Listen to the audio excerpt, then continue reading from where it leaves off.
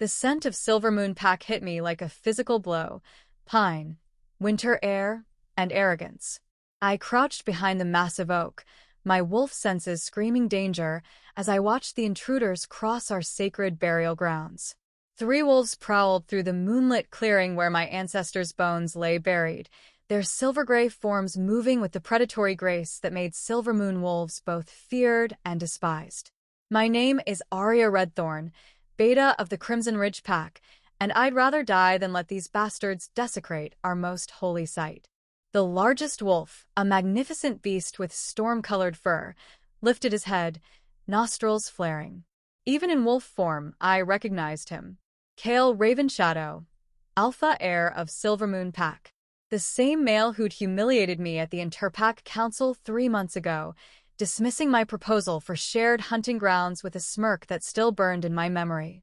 Protecting territory that isn't even yours anymore, I muttered under my breath, fingers shifting to claws as my wolf stirred restlessly beneath my skin. The peace treaty signed 5 years ago had redrawn the borders, but this burial ground remained neutral territory. Neither pack had claim to it, which meant neither pack should be here without permission from both alphas. Yet here was Kael, bold as brass, leading a patrol through sacred ground like he owned it. My wolf wanted blood. She wanted to shift, to tear into that arrogant throat and show him what happened when someone disrespected our dead. But I wasn't an impulsive pup anymore. At 25, I'd learned to think before I acted, usually. The wind shifted, carrying my scent directly toward the patrol. All 3 wolves froze. Kael's massive head swung toward my hiding spot, golden eyes gleaming with predatory intelligence. Even across the distance, I felt the weight of his stare like a physical touch, sending unwelcome heat spiraling through my chest. Shit. I broke cover, shifting mid-leap. Bones cracked and reformed as my human body transformed into my wolf, a sleek, russet-colored predator with white markings across my chest. I landed on 4 paws, hackles raised, a warning snarl rumbling from my throat. Get out, I projected through the mental link all wolves shared. This is sacred ground. Kael shifted in a fluid motion that spoke of decades of practice. One moment he was wolf, the next he stood naked in the moonlight, all lean muscle and controlled power. Dark hair fell across his forehead, and those golden eyes held mine with an intensity that made my pulse skip.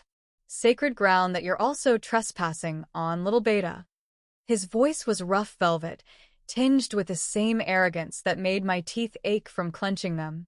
Unless Crimson Ridge suddenly claims dominion over neutral territory? I shifted back to human form, grateful that shifting always left us conveniently clothed in whatever we'd been wearing before. My black tactical gear felt like armor against his knowing gaze. We patrol the perimeter to ensure no one desecrates our ancestors' rest, I said, stepping forward until only 10 feet separated us. Something Silvermoon clearly doesn't understand. Desecrate. Kael's laugh was dark music that shouldn't have sent shivers down my spine. We're tracking rogues who've been leaving kills on the border, following scent trails that led here. His golden eyes narrowed. Unless you'd prefer we let murderous rogues run free? Behind him, his 2 packmates, twins with matching silver blonde hair, watched our exchange with barely concealed amusement.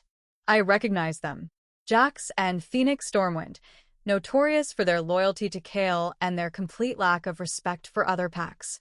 Convenient excuse, I said, circling slowly to keep all 3 in my line of sight. The same rogues that have been raiding our territory? The ones your pack keeps claiming to know nothing about. Kael's eyes flashed with something dangerous. Careful, beta. Accusations like that require proof. Proof like the Silvermoon scent markers we found at every attack site? The temperature in the clearing seemed to drop 10 degrees. Kael's control was impressive. Most alphas would have shifted by now, all violence and instinct.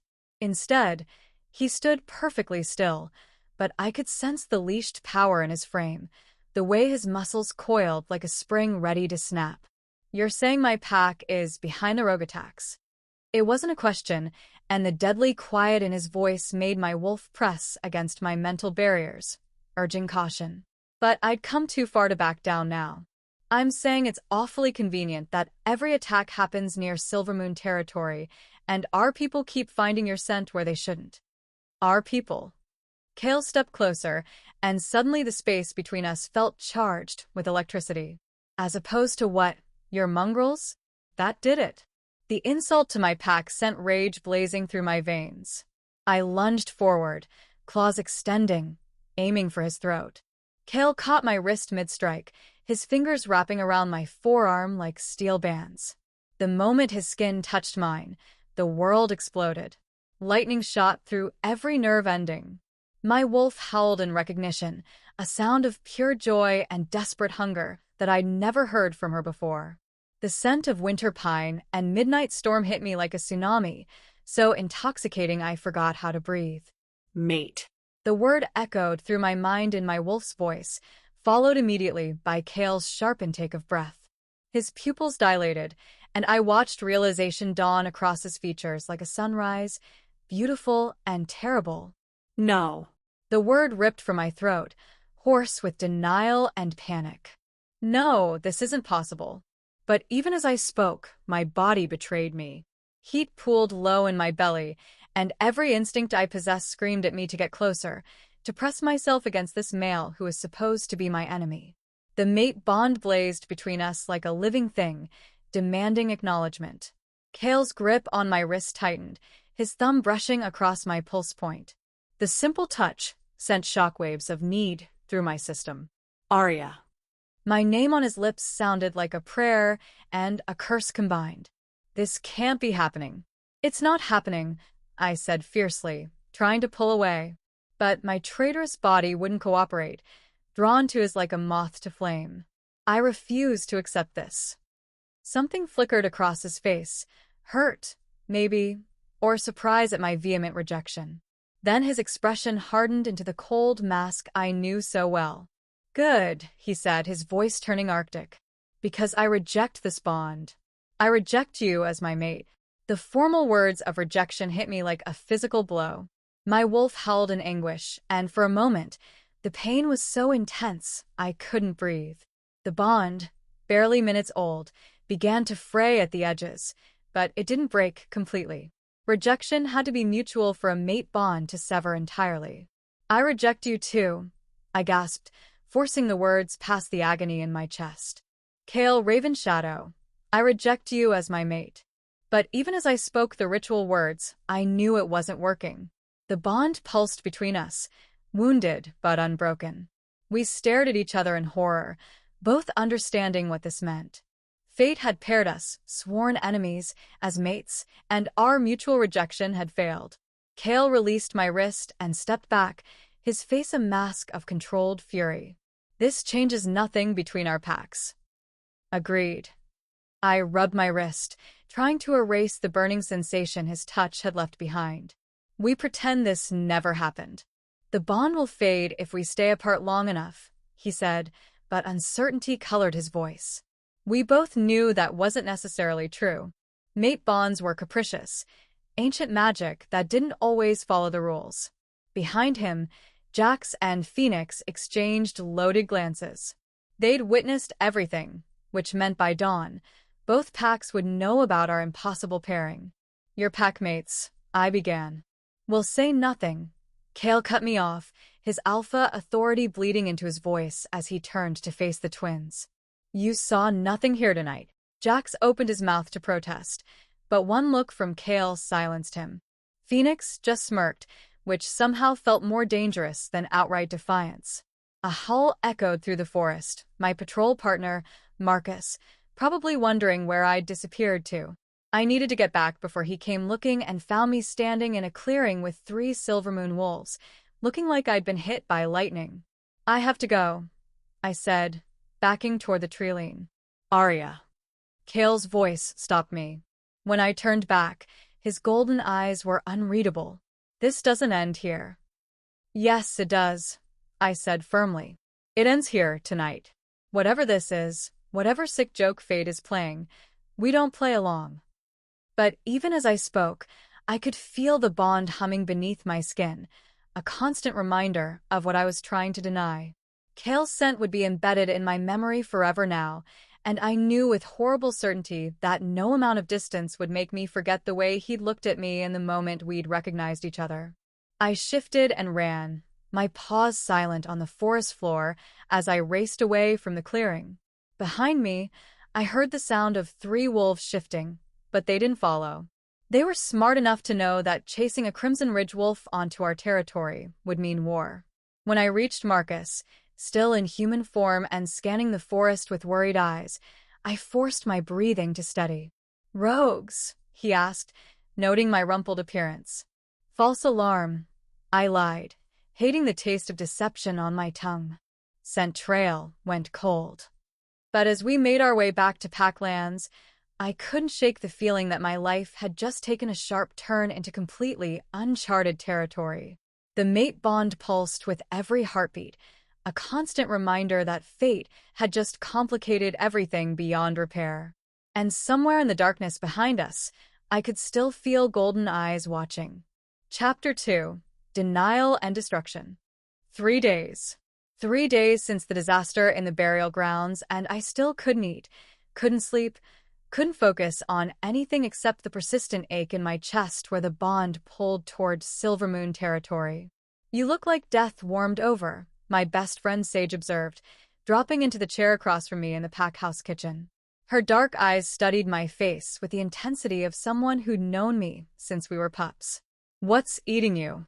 "Your mortal enemy is your fated mate," my wolf supplied helpfully. "And you rejected him like an idiot." I ignored her. My wolf had been increasingly vocal about her displeasure with my decision, which made concentrating on baited duties nearly impossible. "Just tired," I said, pushing my untouched breakfast around my plate. "The rogue situation has everyone on edge."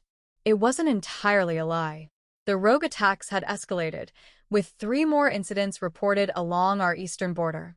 Each time, our scouts found traces of Silvermoon scent, but never enough proof to justify a formal accusation. The pattern was driving our alpha, Redthorn, my older brother, to the edge of declaring war. "Tired doesn't explain why you smell like you've been rolling in anxiety and sexual frustration," Sage said bluntly. Spill. Before I could formulate a response that wouldn't involve confessing the worst mistake of my life, the kitchen door burst open. Marcus stumbled in, blood streaming from claw marks across his chest, his eyes wild with panic. "Alpha Thorn," he gasped. "Council meeting." Now. "Silvermoon. They've crossed the border." My blood turned to ice. I was on my feet and shifting before Marcus finished speaking, my wolf form bursting through the pack house doors and racing toward the council chambers. Behind me, I heard Sage's answering howl as she followed. The Great Hall was chaos when I arrived.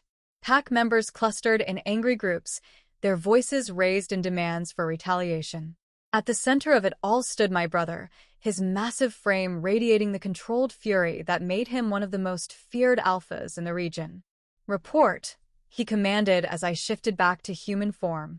Marcus, still bleeding, straightened as much as his injuries allowed. "Silvermoon Patrol, 6 wolves, crossed at Dead Man's Creek. They were hunting something or someone. When I challenged them, they attacked without provocation." A collective growl rose from the assembled pack members. Dead Man's Creek was undisputedly our territory, and crossing it was an act of war. "Did you recognize any of them?" Thorn's voice could have cut glass. Marcus hesitated, his eyes finding mine across the room. Their alpha heir was leading them. The bottom dropped out of my stomach. Kael had been on our territory. The mate bond, already a constant ache, flared with renewed intensity at the mention of his name. "Kael Ravenshadow crossed our borders with a war party," Thorn said, his words falling like hammer blows. "After 3 months of his pack's rogues attacking our people." "We don't know for certain," I began, but Thorn's alpha authority slammed into me, forcing me to lower my eyes. "You defended him at the last council meeting too," my brother said, his voice dangerously quiet. "Is there something you want to tell me, sister?" Every eye in the room fixed on me. I could feel the weight of their expectations, their trust in my loyalty to the pack. If I told them about the mate bond now, they'd assume I was compromised. They'd question every decision I'd made regarding Silvermoon, every time I'd counseled restraint instead of retaliation. "No, Alpha," I said, the formal address tasting like ash in my mouth. "I simply believe in solid evidence before declaring war." Thorn studied me for a long moment, then nodded curtly. "Marcus, get those wounds tended. Everyone else, triple patrols on the eastern border.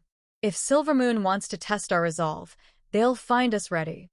The pack dispersed, but I remained frozen in place, my mind racing. Why had Kael been on our territory? The mate bond made it impossible for him to hurt me directly. I would have felt his presence the moment he crossed our borders if he'd intended violence against our pack. Unless he'd been looking for me.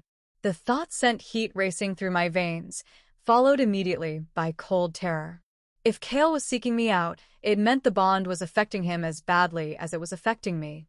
And if he was desperate enough to risk crossing our borders? "Aria." Thorn's voice cut through my spiraling thoughts. "My office." Now.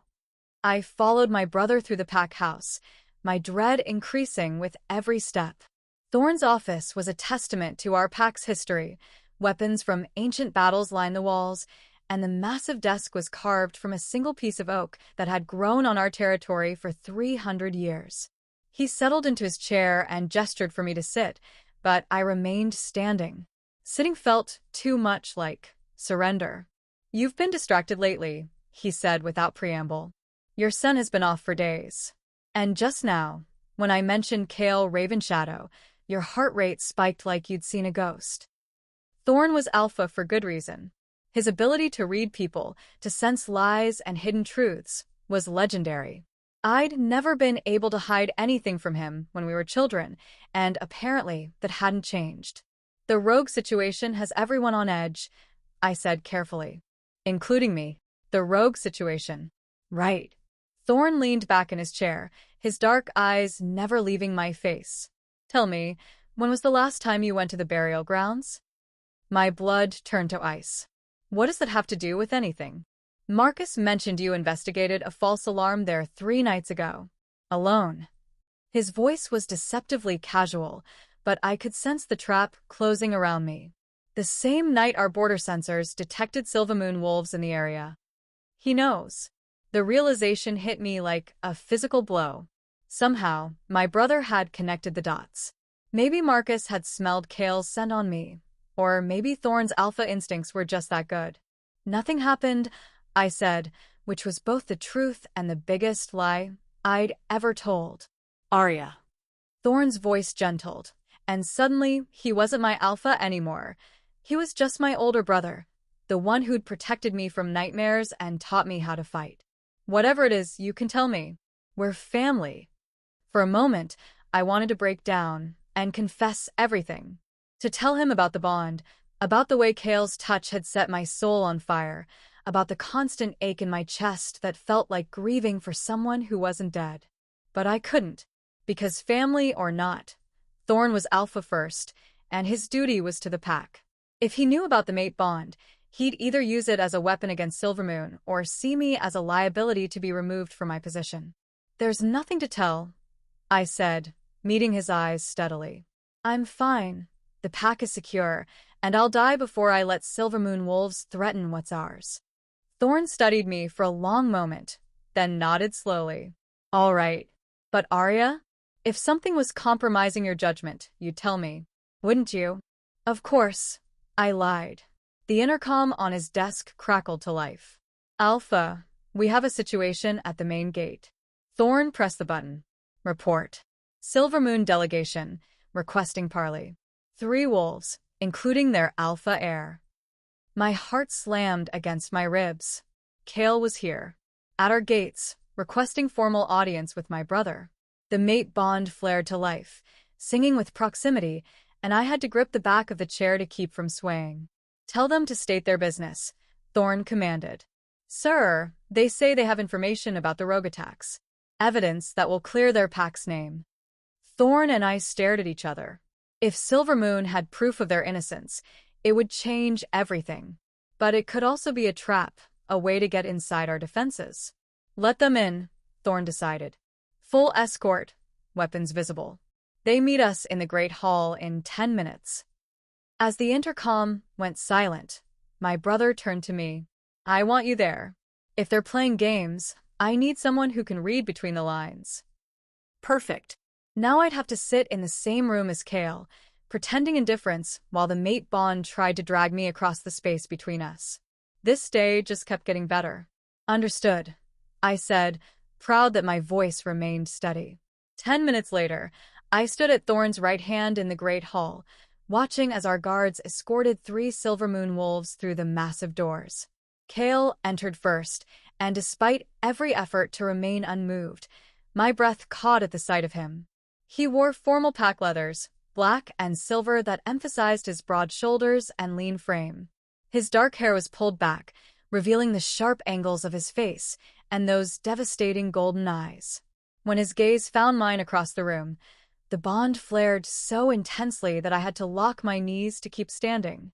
Behind him came Jax and Phoenix Stormwind, and a third wolf I didn't recognize, an older female with silver hair and the bearing of someone accustomed to command. Alpha Thorn, Kael said, inclining his head in the bare minimum show of respect. Thank you for agreeing to meet with us. State your business, Thorn replied curtly. Kael gestured to the older female, who stepped forward. This is Lydia Moonshadow, our pack's head tracker. She has information you need to hear. Lydia's voice was crisp and professional. The rogues attacking your territory aren't rogues at all. They're wolves from the Shadowfang pack, operating under orders from Alpha Reaper himself. A shocked silence fell over the room. Shadowfang pack had been exiled from the region 15 years ago after they'd attempted to overthrow the Interpack Council. If they were behind the attacks, you have proof of this? Thorn demanded. We captured one of their scouts 2 days ago, Lydia said. Under interrogation, he revealed that Shadowfang has been using Silver Moon scent markers to frame us for their crimes. They want our packs to destroy each other so they can reclaim their old territory. She produced a vial filled with silver liquid. Synthesized scent markers. Shadowfang has been developing them for months. The evidence was damning, and I could see the wheels turning in Thorn's mind. If this was true, it meant Silver Moon was innocent. It also meant our packs had nearly gone to war over a lie. Why bring this to us? I asked, speaking for the first time since they'd entered. You could have let us believe you were behind the attacks. Kael's eyes locked on mine, and for a moment, the rest of the room seemed to fade away. Because innocent wolves are dying, he said quietly. On both sides, there was something else in his gaze, something that made the bond sing with recognition. He was here, because of me. Because whatever was between us, rejected or not, had made it impossible for him to let my pack suffer for Shadowfang's crimes. We propose a joint operation, Lydia continued. Our packs working together to eliminate the Shadowfang threat permanently. Absolutely not, Thorn said immediately. Crimson Ridge doesn't need Silvermoon's help to handle a few exile wolves. These aren't just a few exiles, Kael interjected, his voice sharp with urgency. Our intelligence suggests Shadowfang has at least 30 wolves, including several alpha-level fighters. They're not just raiding, they're building towards something bigger. Intelligence from the same pack that's been feeding us lies for months. Thorn's voice dripped skepticism. The tension in the room ratcheted higher. I could smell the aggression rolling off both alphas and knew we were moments away from violence. The mate bond made me hypersensitive to Kael's emotional state, and beneath his controlled exterior, I sensed frustration and something that felt almost like desperation. Thorn, I said carefully, using my brother's name instead of his title to remind him of our personal connection. If there's even a chance this intel is accurate, we need to consider it. Our border patrols have been taking heavy casualties. My brother's eyes narrowed. You're advocating cooperation with the enemy? I'm advocating smart strategy over emotional reaction, I replied, meeting his stare evenly. We've lost 6 wolves in the past month. If Shadowfang is building toward a larger assault, we need every advantage we can get. Across the room, Kael watched our exchange with interest. I caught his slight nod of approval and immediately wanted to punch him for it. The last thing I needed was him thinking we were on the same side. 2 days, Thorn said finally. You have 2 days to prove your intelligence is solid. If we find even a hint of deception, this alliance ends in blood. Understood, Kael replied. We'll provide coordinates for the Shadowfang camp we've identified, along with surveillance reports. And in return? Joint patrols.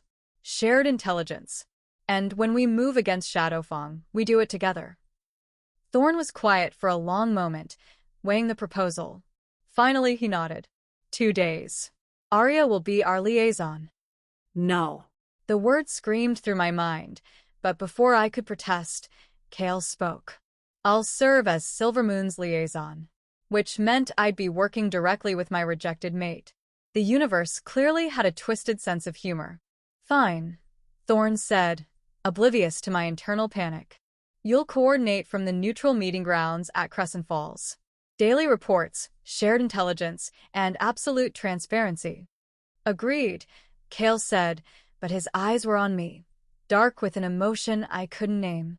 As the meeting dissolved into logistics and planning, I found myself trapped in arrangements that would force me into close proximity with the one wolf I needed to avoid. The mate bond hummed with anticipation, apparently thrilled by this turn of events. 2 days of working with Kael, Ravenshadow. 2 days of pretending the bond didn't exist while it burned like fire in my veins. What could possibly go wrong? Chapter 3. Proximity and Peril. Crescent Falls was named for the way the waterfall curved through the rocks, creating a natural amphitheater in the forest. It had served as neutral ground for interpack negotiations for generations, which made it the perfect place for meetings that neither pack wanted to acknowledge officially. It also meant I'd spent the last hour sitting on a fallen log, waiting for Kael, and trying not to think about how the sound of rushing water reminded me of his voice, deep and hypnotic and completely dangerous to my peace of mind. When he finally appeared through the treeline, my wolf immediately perked up, flooding my system with awareness. He moved with the fluid grace of a natural predator, his long coat emphasizing broad shoulders and lean strength. Today he wore simple dark jeans and a gray sweater that shouldn't have been sexy, but absolutely was.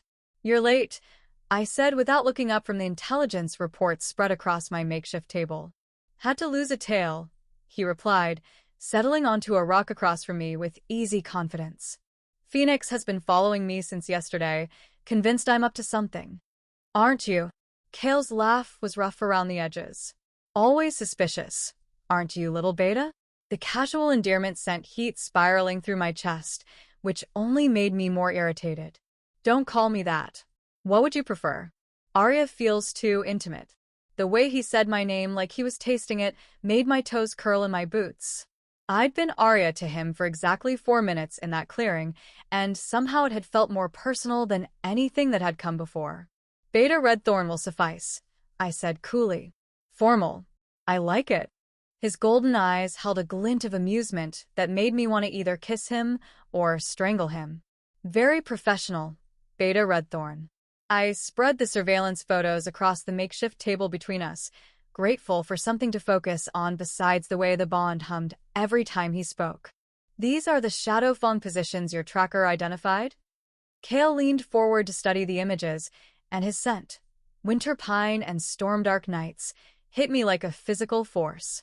My wolf whined softly, wanting to close the distance, to breathe him in until his essence replaced the oxygen in my lungs.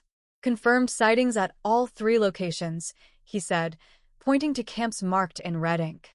They're operating in cells, never more than 5 or 6 wolves together. But our intelligence suggests they're planning to converge for a major assault. On which pack? Both. His eyes met mine across the table. Shadowfang wants to restart the territory wars that ended with their exile.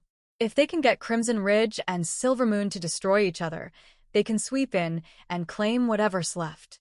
The strategy was brilliant in its simplicity. Shadowfang couldn't defeat either of our packs in open warfare, but they could manipulate us into defeating each other.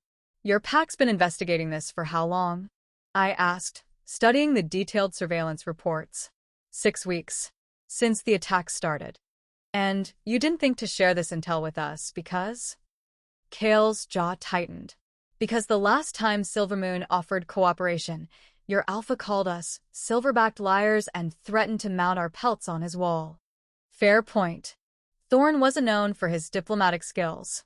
Plus, Kael continued, his voice dropping to a rougher register, the situation became complicated.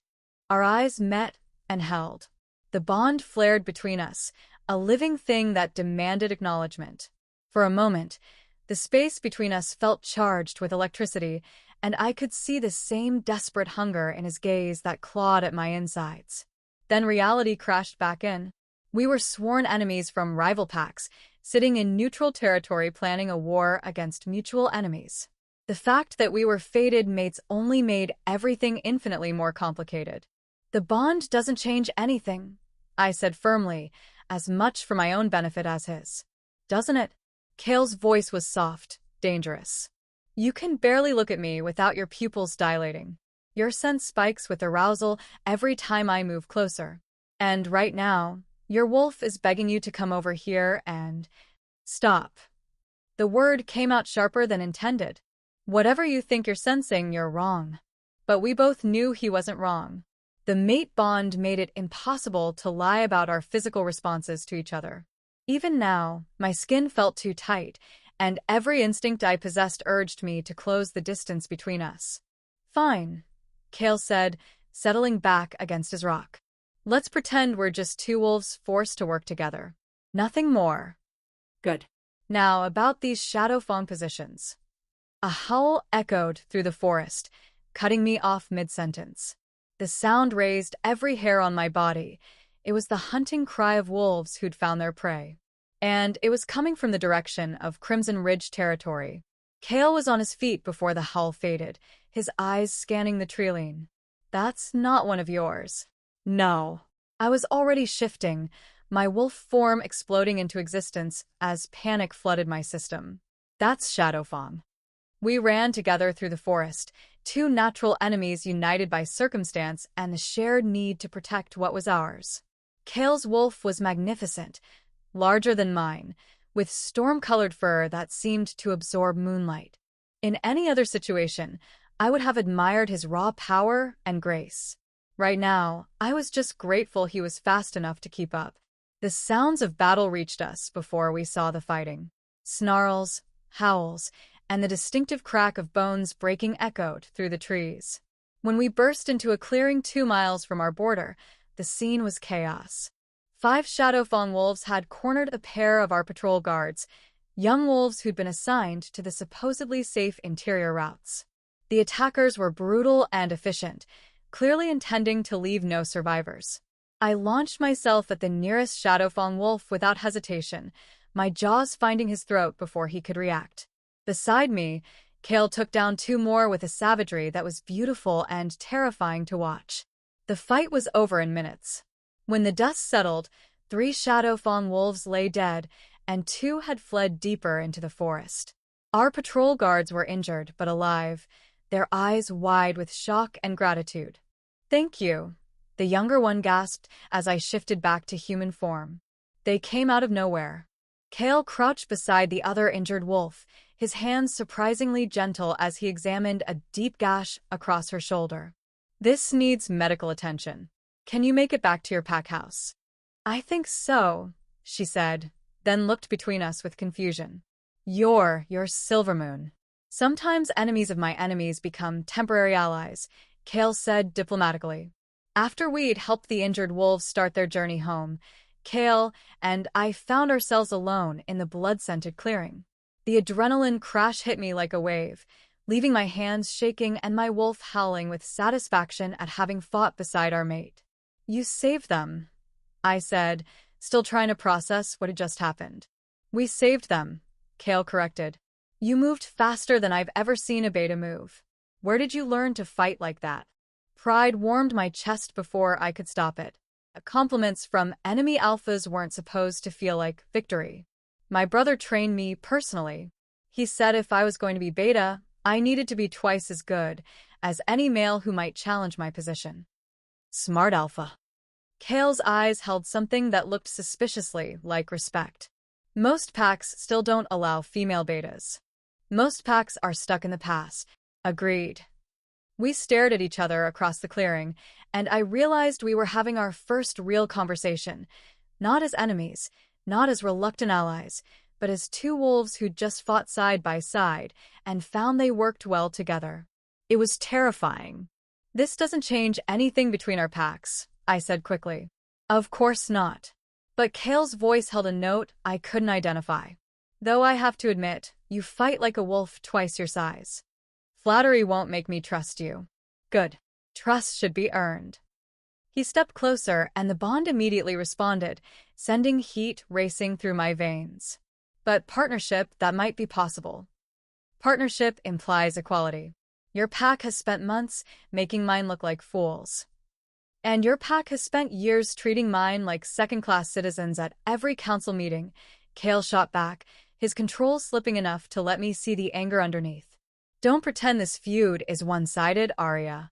The use of my first name sent a shiver down my spine that I desperately tried to ignore. "It's Beta Redthorn." Right. Professional. But his eyes held a heat that was anything but professional.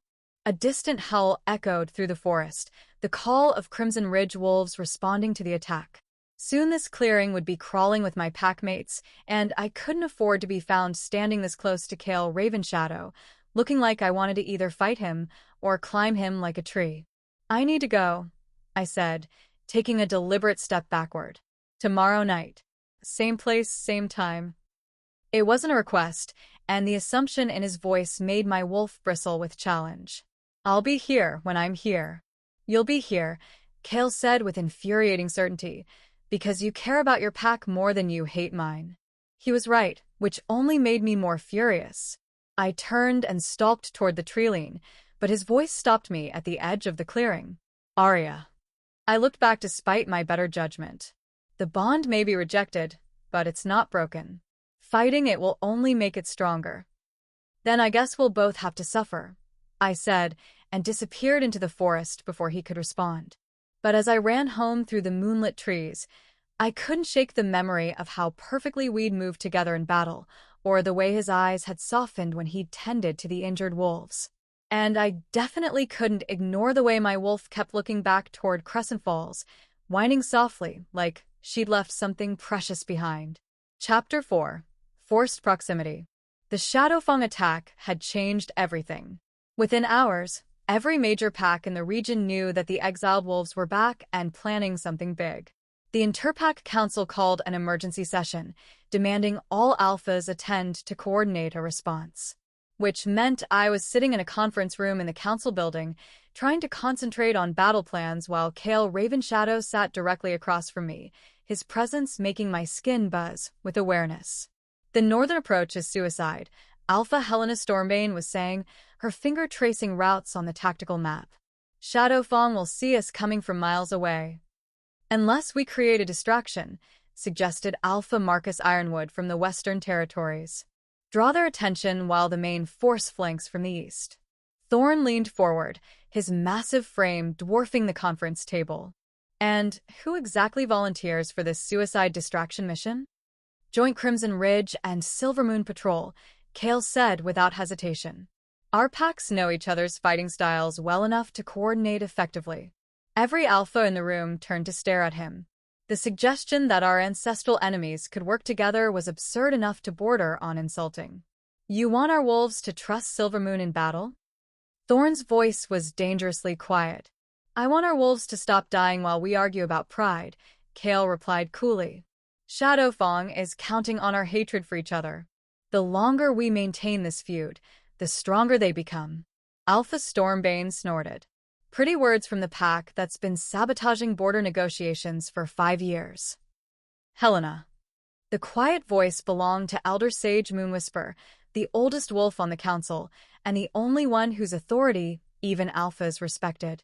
"Perhaps we should focus on defeating our common enemy before we resume old grievances." The ancient female's pale eyes moved from alpha to alpha before settling on Kael and me. "I propose a test. Beta Redthorn and Alpha Heir Ravenshadow will lead a joint reconnaissance mission. If they can work together effectively, we'll consider a larger alliance." My heart stopped. A reconnaissance mission meant hours alone with Kael, deep in hostile territory. The mate bond pulsed with anticipation, even as my rational mind screamed in protest. Elder Moon Whisper. I began, perhaps. Are you questioning my judgment, young Beta? The steel in her voice made me immediately lower my eyes. No, Elder. Good. You leave at dawn. The meeting dissolved into detailed planning, but I barely heard any of it. My attention was fixed on Kael, who looked as thrilled about our assignment as I felt. When the session finally ended, he caught up with me in the parking lot. Having second thoughts? He asked, falling into step beside me. About working with you? Constantly. I didn't slow my pace, but he matched it easily. This is a mistake. Probably. His casual agreement surprised me, but it's the mistake we're stuck with. I stopped walking and turned to face him, noting how the afternoon sunlight brought out gold flecks in his eyes. Why did you suggest joint patrols? You had to know they'd pair us together. Maybe I did. The quiet admission hit me like a physical blow. Kael. The bond is eating me alive, Aria. His voice was rough with an honesty that made my chest tight. 3 days of trying to forget you, and I can barely function. My wolf won't stop pacing. I can't sleep, can't eat, can't focus on anything except the memory of how you felt when I touched you. His words echoed my own experience so perfectly that for a moment I couldn't breathe. The constant ache, the restless energy, the way everything felt wrong when he wasn't near, it was exactly what I'd been fighting for 3 days. The rejection should have worked, I said weakly. But it didn't. He stepped closer, and the bond immediately responded, singing with proximity. We can keep fighting it, keep pretending it doesn't exist. Or we can acknowledge that fate paired us for a reason. Fate paired us as a cosmic joke, I snapped. In case you've forgotten, our packs have been enemies for generations. Then maybe it's time to change that. The quiet conviction in his voice made something dangerous bloom in my chest, something that felt suspiciously like hope. I crushed it ruthlessly. Change requires trust, I said. And I don't trust you. Fair enough. Kael's smile was sharp around the edges. Guess you'll have plenty of time to figure out if I'm trustworthy. We'll be spending the next 48 hours together in Shadowfang territory. The reminder of our mission sent anxiety clawing at my throat. 48 hours alone with Kael, pretending to be allies while the mate bond tried to convince us we belonged together. Professional partners only, I said firmly. We do the job and get out. Absolutely. Professional partners. But the way his eyes lingered on my mouth suggested his definition of professional might be different from mine. I turned and walked away before I could do something stupid like ask what he was thinking. Behind me, I heard his quiet chuckle, and my wolf practically purred with satisfaction at the sound. This is going to be a disaster, I told her silently. This is going to be perfect, she replied, and I could practically feel her smug satisfaction. Dawn came too quickly, and not quickly enough. I met Kael at the northern border as planned, both of us armed and equipped for extended reconnaissance. He traded his casual clothes for tactical gear that showcased his warrior's build, and I had to work not to stare. Ready? He asked. Let's get this over with. We crossed into disputed territory in wolf form, moving with the synchronized grace of predators who'd trained together for years instead of sworn enemies forced into cooperation. My wolf was practically vibrating with happiness at running beside her mate, and I had to constantly remind her that this was business, not pleasure. The Shadowfang camp sat in a valley between 2 ridges, hidden from casual observation but vulnerable to attack from above. We settled into observation positions on the eastern ridge, close enough to count wolves, but far enough away to avoid detection. 12 wolves visible, Kael murmured, his breath warm against my ear as we crouched behind a fallen log. More than our intelligence suggested. The proximity was torture. Every time he moved, his shoulder brushed against mine, sending sparks through the bond.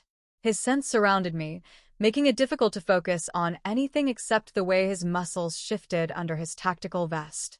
There, I whispered, pointing toward a cluster of temporary shelters. Supply depot. If we could sabotage their equipment. Too exposed. We'd never make it out alive. Not if we went together.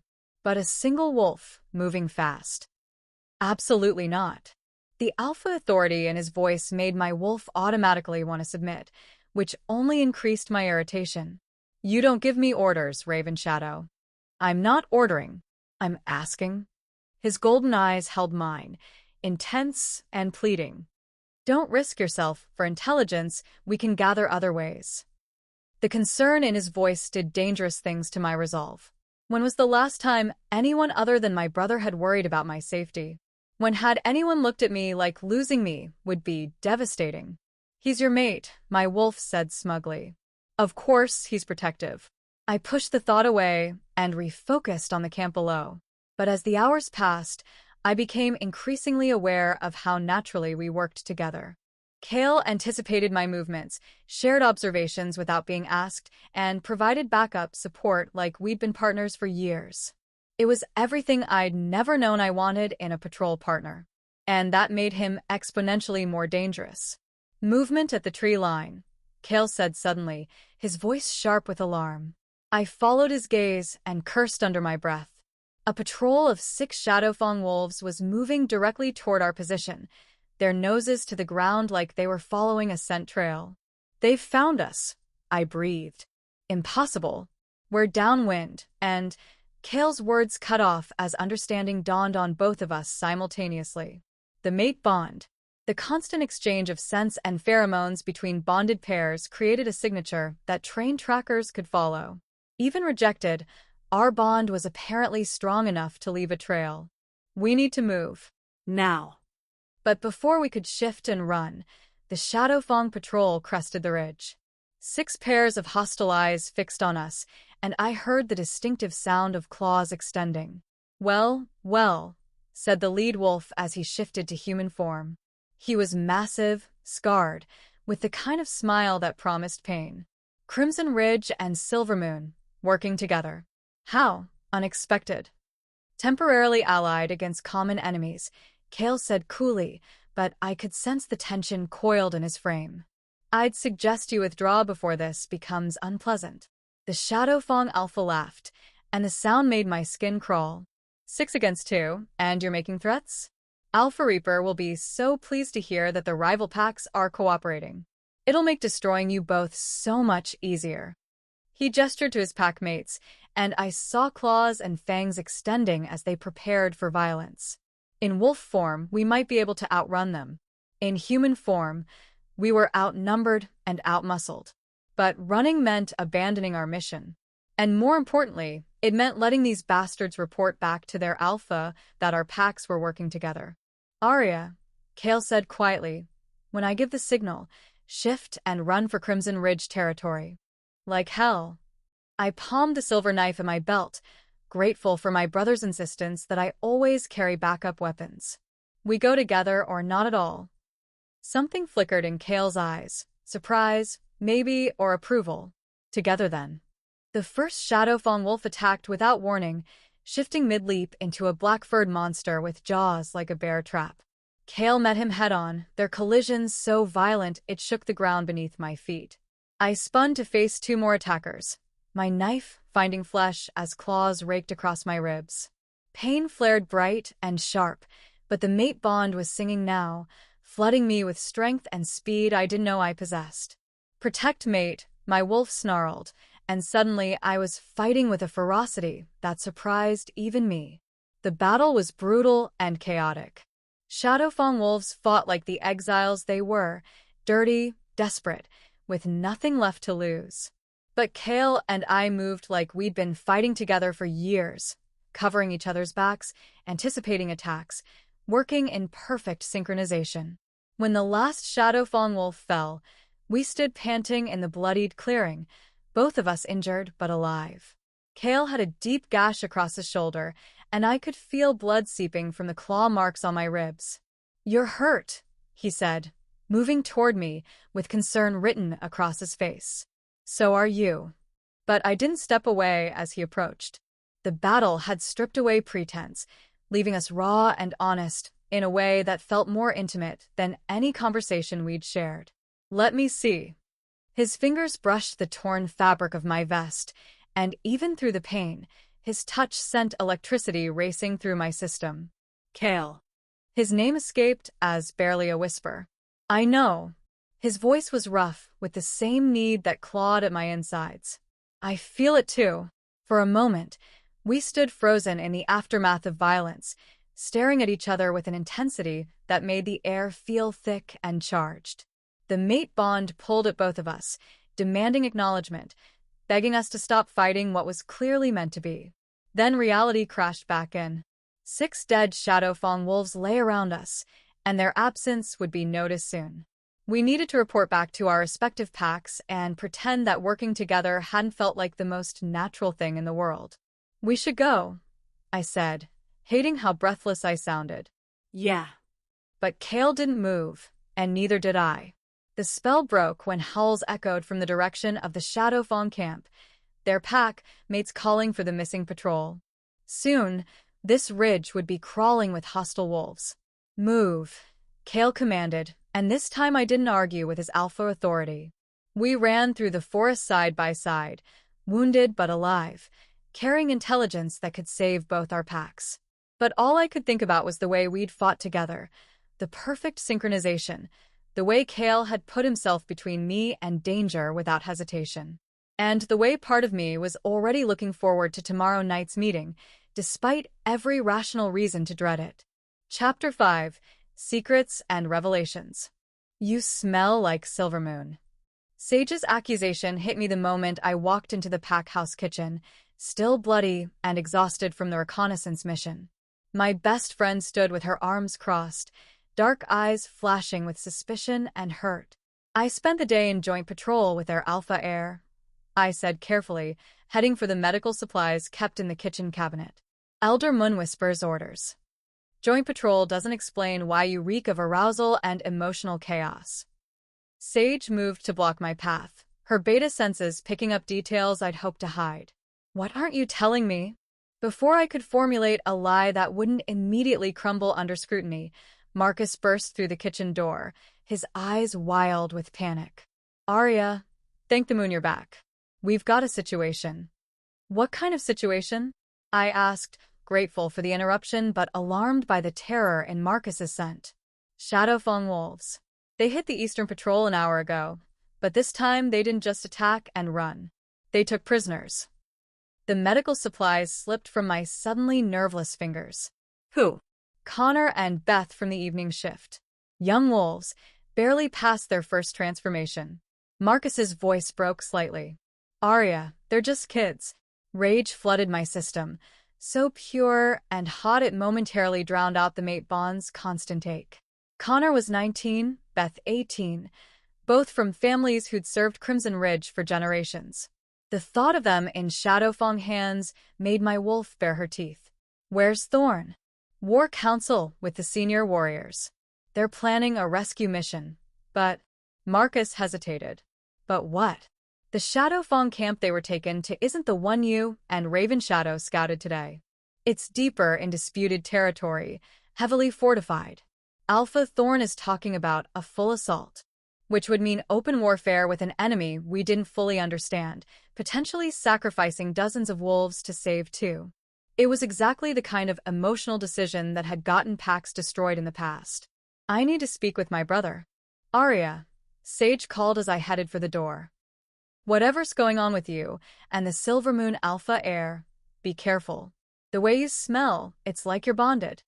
I froze, my hand on the doorknob. Sage was one of the most perceptive wolves I knew, and if she was picking up bond scent, there's nothing going on, I said without turning around. Right. And I'm the Queen of England. The War Council was exactly what I'd expected. 24 senior warriors clustered around a map table, all talking at once about honor and revenge and pack pride. My brother stood at the center of it all, his alpha presence barely containing the aggression that filled the room. Full assault at dawn, he was saying as I entered. We hit them fast and hard, no survivors. Alpha, I interrupted, using the formal address to get his attention. Might I suggest an alternative approach? Thorn's eyes narrowed. Which is? Infiltration. A small team could extract our people without the casualties a full assault would cause. You mean sneak in like cowards instead of fighting like wolves? The objection came from Delta Marcus Ironwood, no relation to the Western Alpha, just unfortunate naming, whose idea of strategy began and ended with charging forward with teeth bared. I mean smart tactics that get our people home alive, I replied evenly. The Shadowfang camp is designed to repel a frontal assault, but a small team, moving under cover of darkness, could be wiped out without backup, Thorn pointed out, or could succeed where a larger force would fail. The room erupted in argument, voices raised as the pack debated the merits of stealth versus strength. In the chaos, I almost missed the familiar scent that announced I was no longer the only non-Crimson Ridge wolf in the room. I turned toward the doorway and found Kael standing just inside the threshold, his golden eyes scanning the assembled warriors with a calculated assessment of someone evaluating potential threats. Silver Moon wolves aren't welcome in our war councils, Delta Marcus snarled, his hand moving to the knife at his belt. Peace, Marcus. Thorn's voice cut through the tension. Alpha Heir Ravenshadow, what brings you to Crimson Ridge territory? The same thing that brought Beta Redthorn to our lands this afternoon, Kael replied smoothly. Shadowfang took prisoners from your evening patrol. They also took 2 of ours. The room went dead silent. If Shadowfang had captured wolves from both packs, it changed the entire dynamic of the rescue operation. You're certain? Thorn demanded. My tracker followed their scent trail to the same camp where your people are being held. Kael's eyes found mine across the room, and the bond flared with shared determination. I'm here to propose a joint extraction. And why exactly would Silver Moon risk their wolves for ours? The question hung in the air like a challenge. I could see Kael weighing his response, choosing his words carefully. Because separated, we're predictable, he said finally. Shadowfang expects Crimson Ridge to mount a full frontal assault. They expect Silver Moon to use stealth and misdirection. But together, we could do both. I finished understanding his strategy immediately.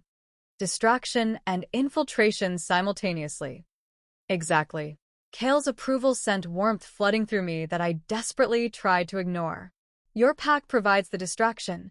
Visible, loud, everything Shadowfang expects from Crimson Ridge, while my wolves extract the prisoners from the other side of the camp. It was brilliant, ruthless and efficient, playing to both pack strengths while minimizing casualties. Even Delta Marcus looked grudgingly impressed, but Thorn was shaking his head. Too risky. If the timing is off, if communication breaks down, we lose everyone. Then we make sure the timing is perfect, I said, stepping forward. Joint command. 1 leader from each pack, coordinating both elements of the mission. No.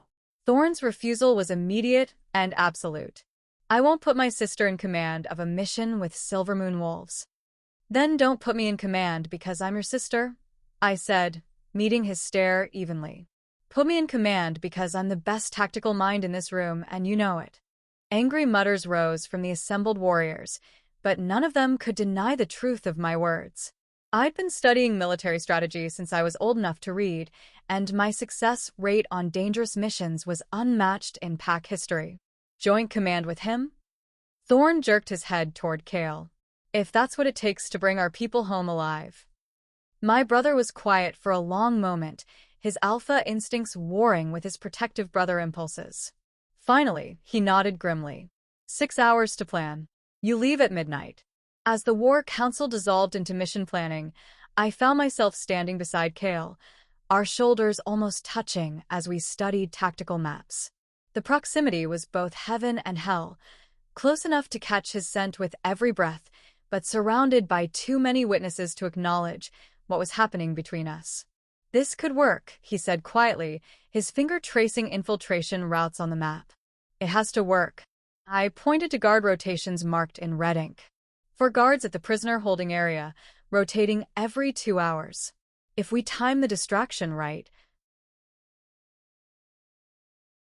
we'll have a 15-minute window to get in and out.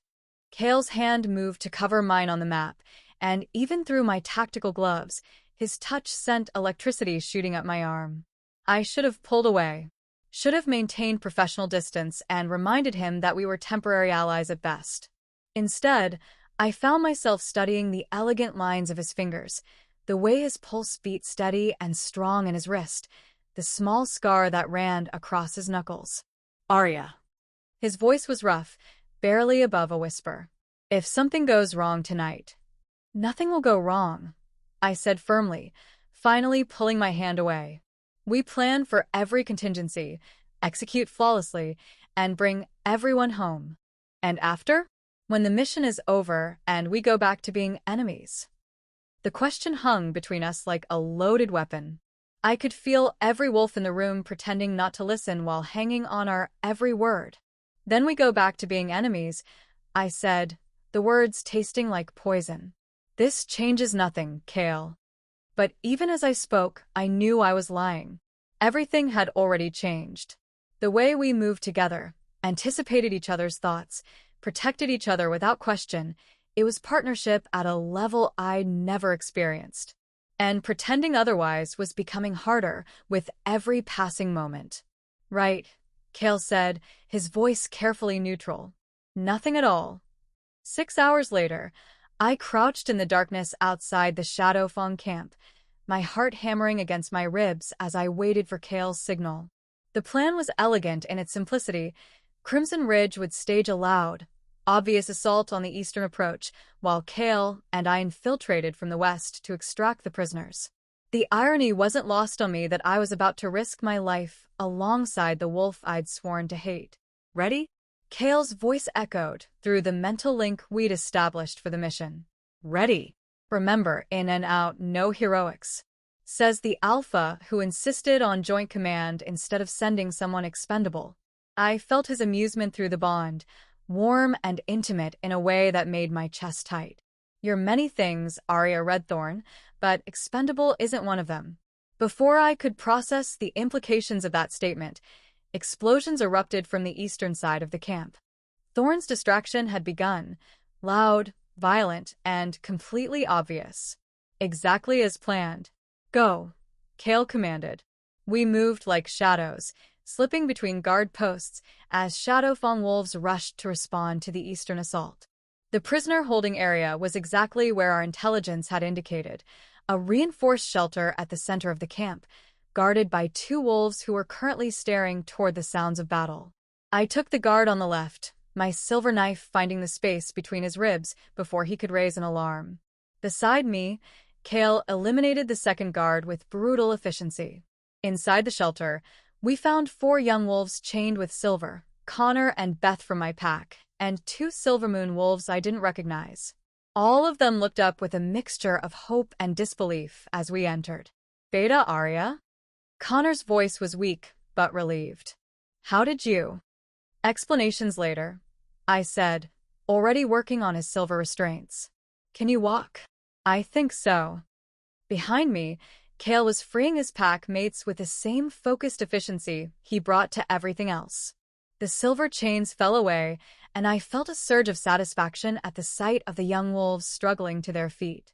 That's when everything went sideways. Touching rescue attempt, said a voice from the doorway. Too bad it ends here.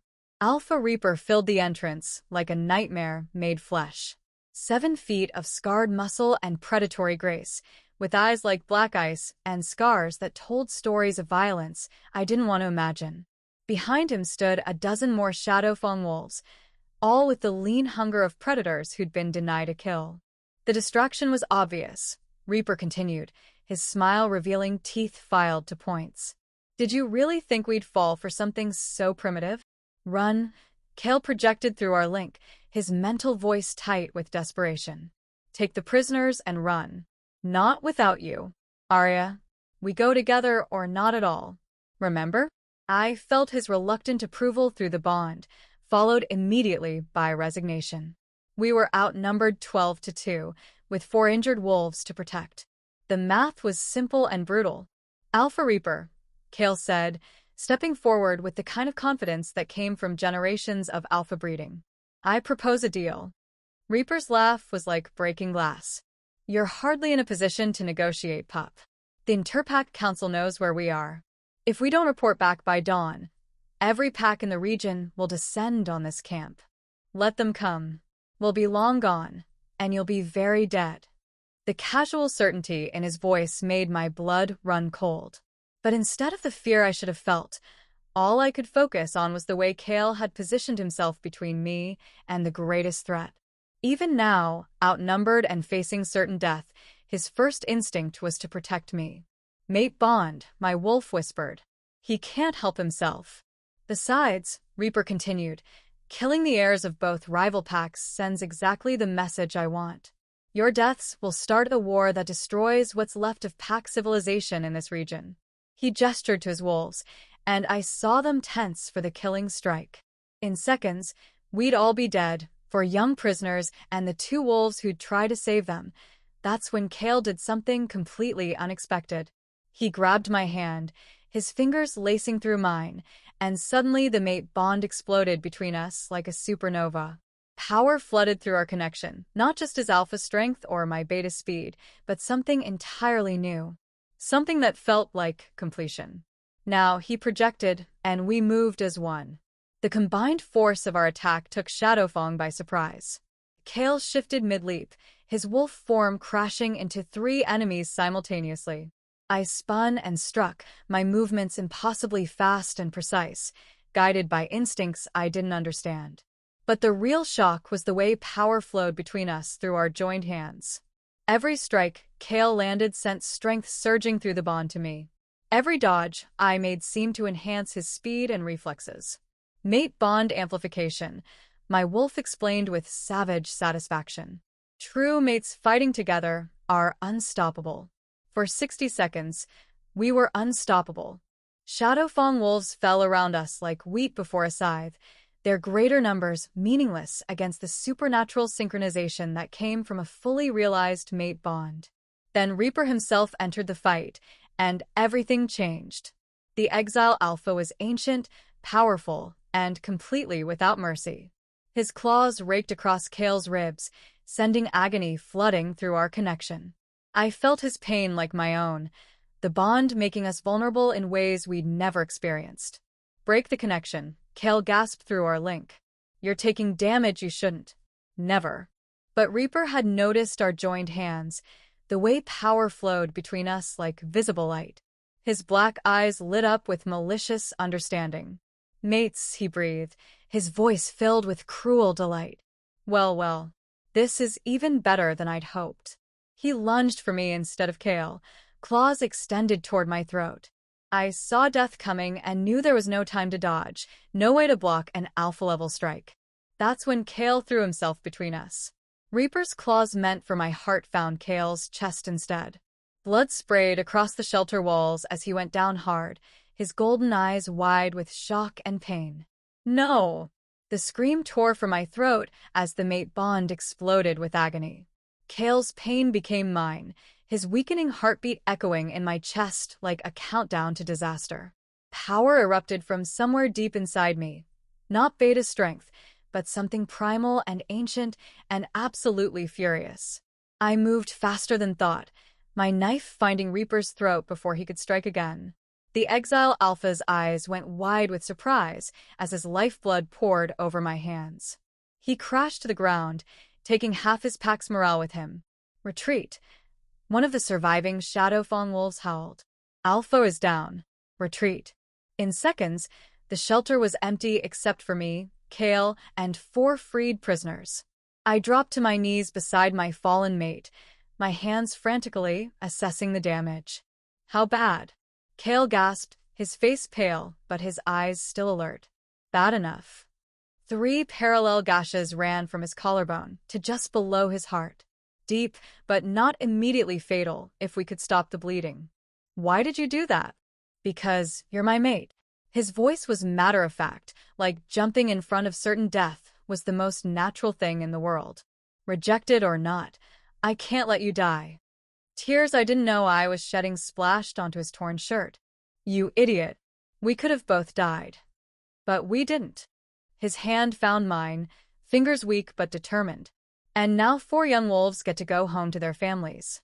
Connor and Beth were crying openly now, clinging to each other as they processed their rescue.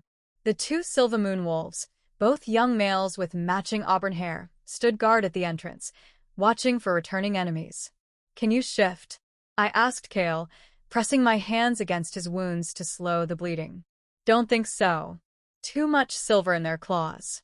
Silver poisoning would slow his healing and make shifting impossible until his system purged the toxin, which meant I had to get him medical attention fast, or risk losing him before the bond had a chance to properly form. Not that we wanted to form, I reminded myself sternly. "Liar," my wolf replied. One of the Silver Moon wolves, tall, auburn-haired, with Kael's golden eyes, approached cautiously. "Alpha Air, we need to move.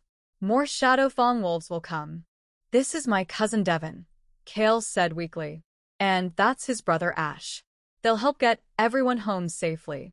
"I'm not leaving you," I said without thinking.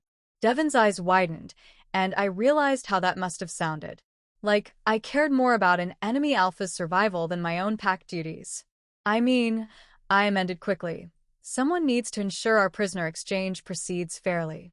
It was a weak excuse, and we all knew it. But Devon just nodded respectfully. "Of course, Beta. Joint mission means joint responsibility." The trip back to neutral territory took 3 hours, with me supporting most of Kael's weight while trying to pretend my wolf wasn't purring with satisfaction at having our mate depend on us. By the time we reached the border, he was barely conscious, silver poisoning making his system sluggish and weak. "Medical attention," I said to Devon. "Immediately." "Our pack healer is waiting at the border station," Devon assured me. "But Beta, will you be able to get your people home safely?" I looked at Connor and Beth, both still shaky, but determined to make it home. "We'll be fine. Take care of him." But as Devon and Ash carefully loaded Kael into their vehicle, every instinct I possessed screamed at me to follow. The mate bond stretched between us like a rubber band, growing more painful with each mile of distance. "Aria," Kael called weakly from the back seat. I approached the vehicle despite knowing I shouldn't. "What?" "Thank you." His golden eyes held mine, and in them I saw everything we weren't saying. Gratitude, yes, but also regret, longing, and the same desperate hunger that clawed at my insides. "Don't thank me yet," I said roughly. "Thank me when you're healed, and we can go back to pretending this never happened." He smiled, and even pale and bleeding, he was beautiful enough to stop my heart. Looking forward to it. As the Silver Moon vehicle disappeared into the night, I stood at the border with my rescued pack mates and tried to convince myself that everything would go back to normal now. But deep in my chest, the mate bond pulsed with every beat of Kael's weakening heart, and I knew with horrible certainty that nothing would ever be normal again. Chapter 6. Breaking Point.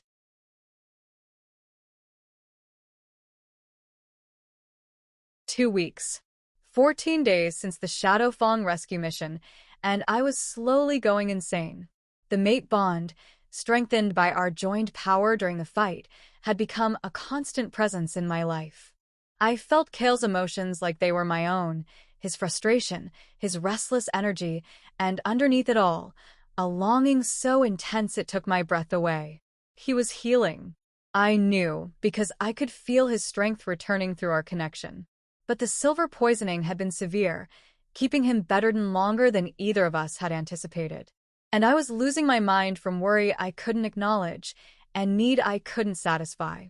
"You need to eat something," Sage said, sliding a plate across the kitchen table. "You've lost 10 pounds in 2 weeks."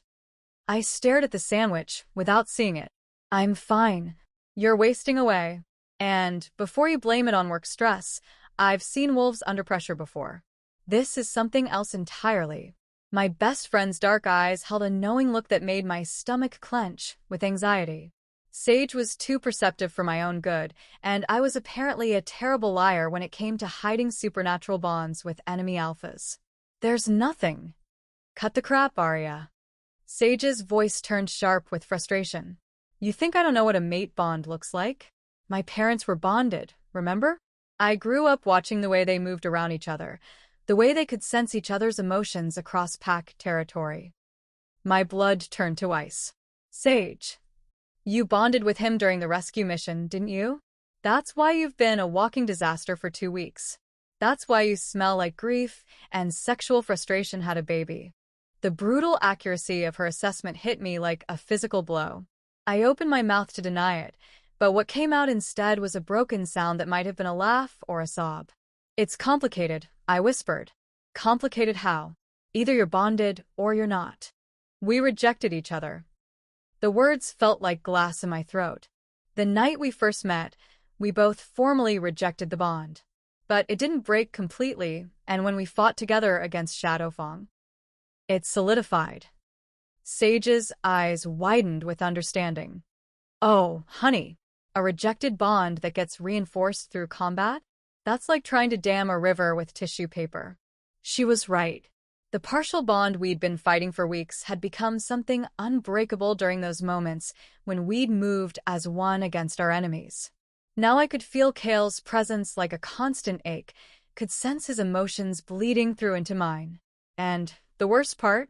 I was starting to crave it. What am I supposed to do? I asked, my voice small and lost. He's the enemy. Our packs have been feuding for generations. There's no scenario where this ends well. Maybe it's time to change the scenario. The suggestion came from the kitchen doorway, where my brother stood with an expression I couldn't read. How long had he been listening? How much had he heard? Thorn, I began, but he held up a hand to stop me. Walk with me, sister. It wasn't a request. I followed him out of the pack house and into the forest, my anxiety ratcheting higher with every step. When we reached the clearing where he'd first taught me to fight, Thorn turned to face me.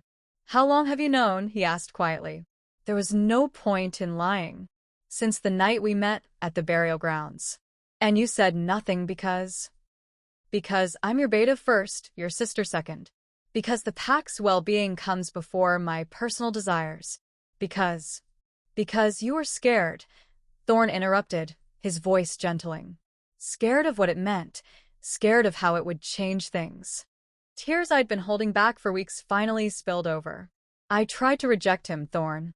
We both did. But the bond, it won't break. Have you considered that maybe it's not supposed to? The question stunned me. Of all the reactions I'd expected from my alpha brother, acceptance wasn't one of them. You're not angry? Oh, I'm furious, Thorn said with a humorless smile. My sister is bonded to the heir of our ancestral enemies. Do you have any idea how that complicates pack politics? I know it's a disaster. It's an opportunity. I stared at him in shock. What? Think about it strategically, Aria.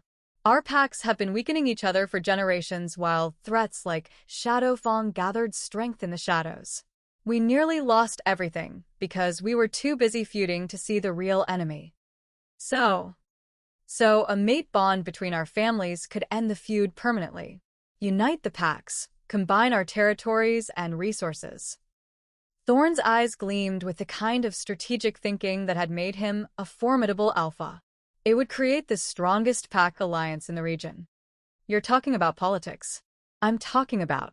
I struggled to find words for the chaos in my chest. I'm talking about the fact that I can't sleep, can't eat, can barely function because every instinct I have is screaming at me to go to him. Then maybe you should. The quiet suggestion hit me like lightning. Thorn. When was the last time you saw him? Spoke to him? Not since the rescue mission. He was badly injured, needed time to heal. He's healed now. My brother's voice was matter-of-fact. Has been for a week, according to our border scouts. The revelation that Kael was recovered sent relief flooding through the bond so intensely I had to grip a nearby tree for support. He was all right. He was whole and healthy, and if he's healed, why hasn't he contacted me? Same reason you haven't contacted him, I'd guess. Pride. Fear. The certainty that pursuing this bond would complicate everything. Thorn moved closer, his big hands settling on my shoulders. But complications aren't always bad, Aria. Sometimes they're exactly what we need to break out of destructive patterns. What are you saying? I'm saying go to him. Talk to him. Find out if this bond is something worth fighting for, or something you both need to find a way to live with. And if it's worth fighting for? My brother's smile was fierce and proud. Then we figure out how to make it work. Together. An hour later, I stood at the Silver Moon border, my heart hammering as I waited for the guards to announce my presence. The mate bond hummed with proximity, telling me Kael was close even before I saw him. When he appeared through the trees, my breath caught in my throat. 2 weeks of healing had restored him completely. The predatory grace was back, along with the controlled power that made him such an effective alpha heir. But there were shadows under his golden eyes, and he looked as exhausted as I felt. Aria. My name on his lips sent shivers down my spine. Is everything all right? Your pack. Everyone's fine. I stepped closer, drawn by instincts I couldn't fight. I came to see how you were healing. Completely recovered. His eyes searched my face, taking in the weight I'd lost, the exhaustion that probably showed in every line of my body. You look like hell. I know. I was going to say beautiful, but tired. The quiet compliment sent heat rushing through my veins. Even after weeks of fighting it, Kael's approval still affected me like a drug. The bond, I said without preamble. It's not fading. No. If anything, it's getting stronger. He ran a hand through his dark hair, frustration clear in every movement. I can feel your emotions, Aria. Your pain, your exhaustion.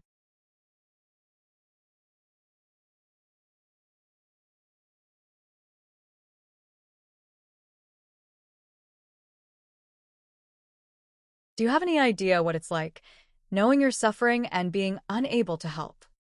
About as awful as feeling your injuries like they're my own, I replied. Or lying awake at night because I can sense when you can't sleep. We stared at each other across the small distance that separated us, both acknowledging the truth we'd been avoiding.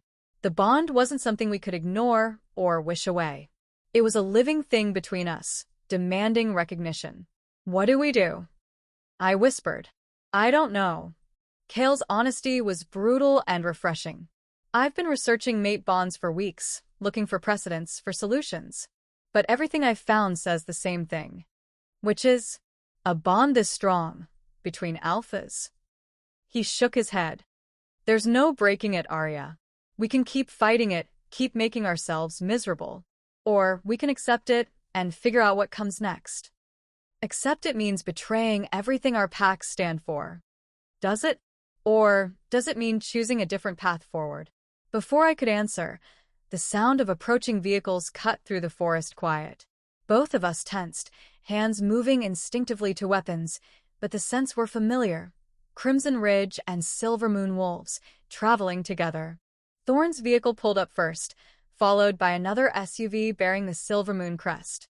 My brother emerged from the driver's seat, his expression carefully neutral. From the second vehicle came an older woman with silver hair and the unmistakable bearing of an alpha. Alpha Elena, Kael said, inclining his head respectfully. I didn't expect. Your mother called an emergency meeting, Thorn interrupted. Something about a bonding situation that affects both our packs. I looked between my brother and Kael's mother, understanding dawning with horrible clarity. They knew. Both alphas knew about the bond, and they'd coordinated this confrontation. We've been set up, I said flatly. Efficiently managed, Alpha Elena corrected with a slight smile. There's a difference. She was beautiful, I realized. Kael had inherited her bone structure and her predatory grace, though her eyes were silver instead of gold. She studied me with the intense focus of a wolf evaluating potential threat or ally. So, she said after a moment, you're the female who's been making my son miserable for weeks. Mother, Kael warned, but Elena ignored him. A Crimson Ridge beta. I have to admit, when I sensed the bond forming, I expected someone different. Different how? I asked, my hackles rising at the implied criticism. Weaker. More easily dismissed. Elena's smile was sharp with approval. But you killed Alpha Reaper, didn't you? Slit his throat when he threatened your mate. The casual way she said, your mate sent shockwaves through my system. No one had acknowledged the bond so directly before, and hearing it stated as fact made something dangerous unfurl in my chest. He was going to kill Kael, I said simply. Yes. And you couldn't allow that. Elena's eyes gleamed with satisfaction. Even rejected, the mate instinct was stronger than pack loyalty. That's not. Isn't it? She gestured between Kael and me. Look at yourselves. 2 weeks apart, and you're both shadows of what you should be. Your wolves are calling to each other constantly. Your pack members have noticed the changes in your behavior. She was right, and we all knew it. The bond had moved beyond something we could hide or ignore. What are you proposing? Kael asked his mother. A mating ceremony, Elena said without hesitation. Official recognition of the bond, with representatives from both packs present. Absolutely not, I said immediately. A mating ceremony would require pack merger negotiations, Thorn finished. The joining of 2 major bloodlines creates automatic alliance obligations. Which is exactly what both our packs need, Elena pointed out. The Shadow Fang threat is eliminated, but others will rise to take their place. Separate, we're vulnerable. United, we'd be unstoppable, Kael said quietly, his eyes fixed on mine. Is that what you want, Aria? To be unstoppable? The question hung between us, loaded with possibilities I'd never allowed myself to imagine. A real bond, a real partnership, the chance to build something stronger than the sum of its parts. But it would mean giving up everything I'd thought I wanted, my independence, my single-minded focus on pack duty, the certainty that came with clearly defined enemies and allies. I need time to think, I said. How much time? Elena asked. The full moon is in 3 days, Thorn said. Traditionally, that's the most auspicious time for mating ceremonies. 3 days. 72 hours to decide whether to embrace a bond that could transform both our lives or continue fighting something that might destroy us both. 3 days, I agreed. As the alphas began discussing logistics and political implications, Kael moved closer to me. Close enough that I could feel the heat radiating from his skin, could catch his scent with every breath. Whatever you decide, he said quietly, I'll respect it, even if I choose to keep fighting the bond. Pain flickered across his features, but his voice remained steady. Even then, the simple acceptance broke something loose in my chest. Here was an alpha powerful enough to demand what he wanted, offering me complete choice instead. It was so different from what I'd expected, so much more than I'd thought possible. Kael. 3 days, he interrupted gently. Take the time you need. But as I watched him walk away with his mother, I already knew what my answer would be. The bond between us wasn't a weakness or a complication. It was the strongest thing I'd ever felt, and it was time to stop running from it. Chapter 7: The Choice.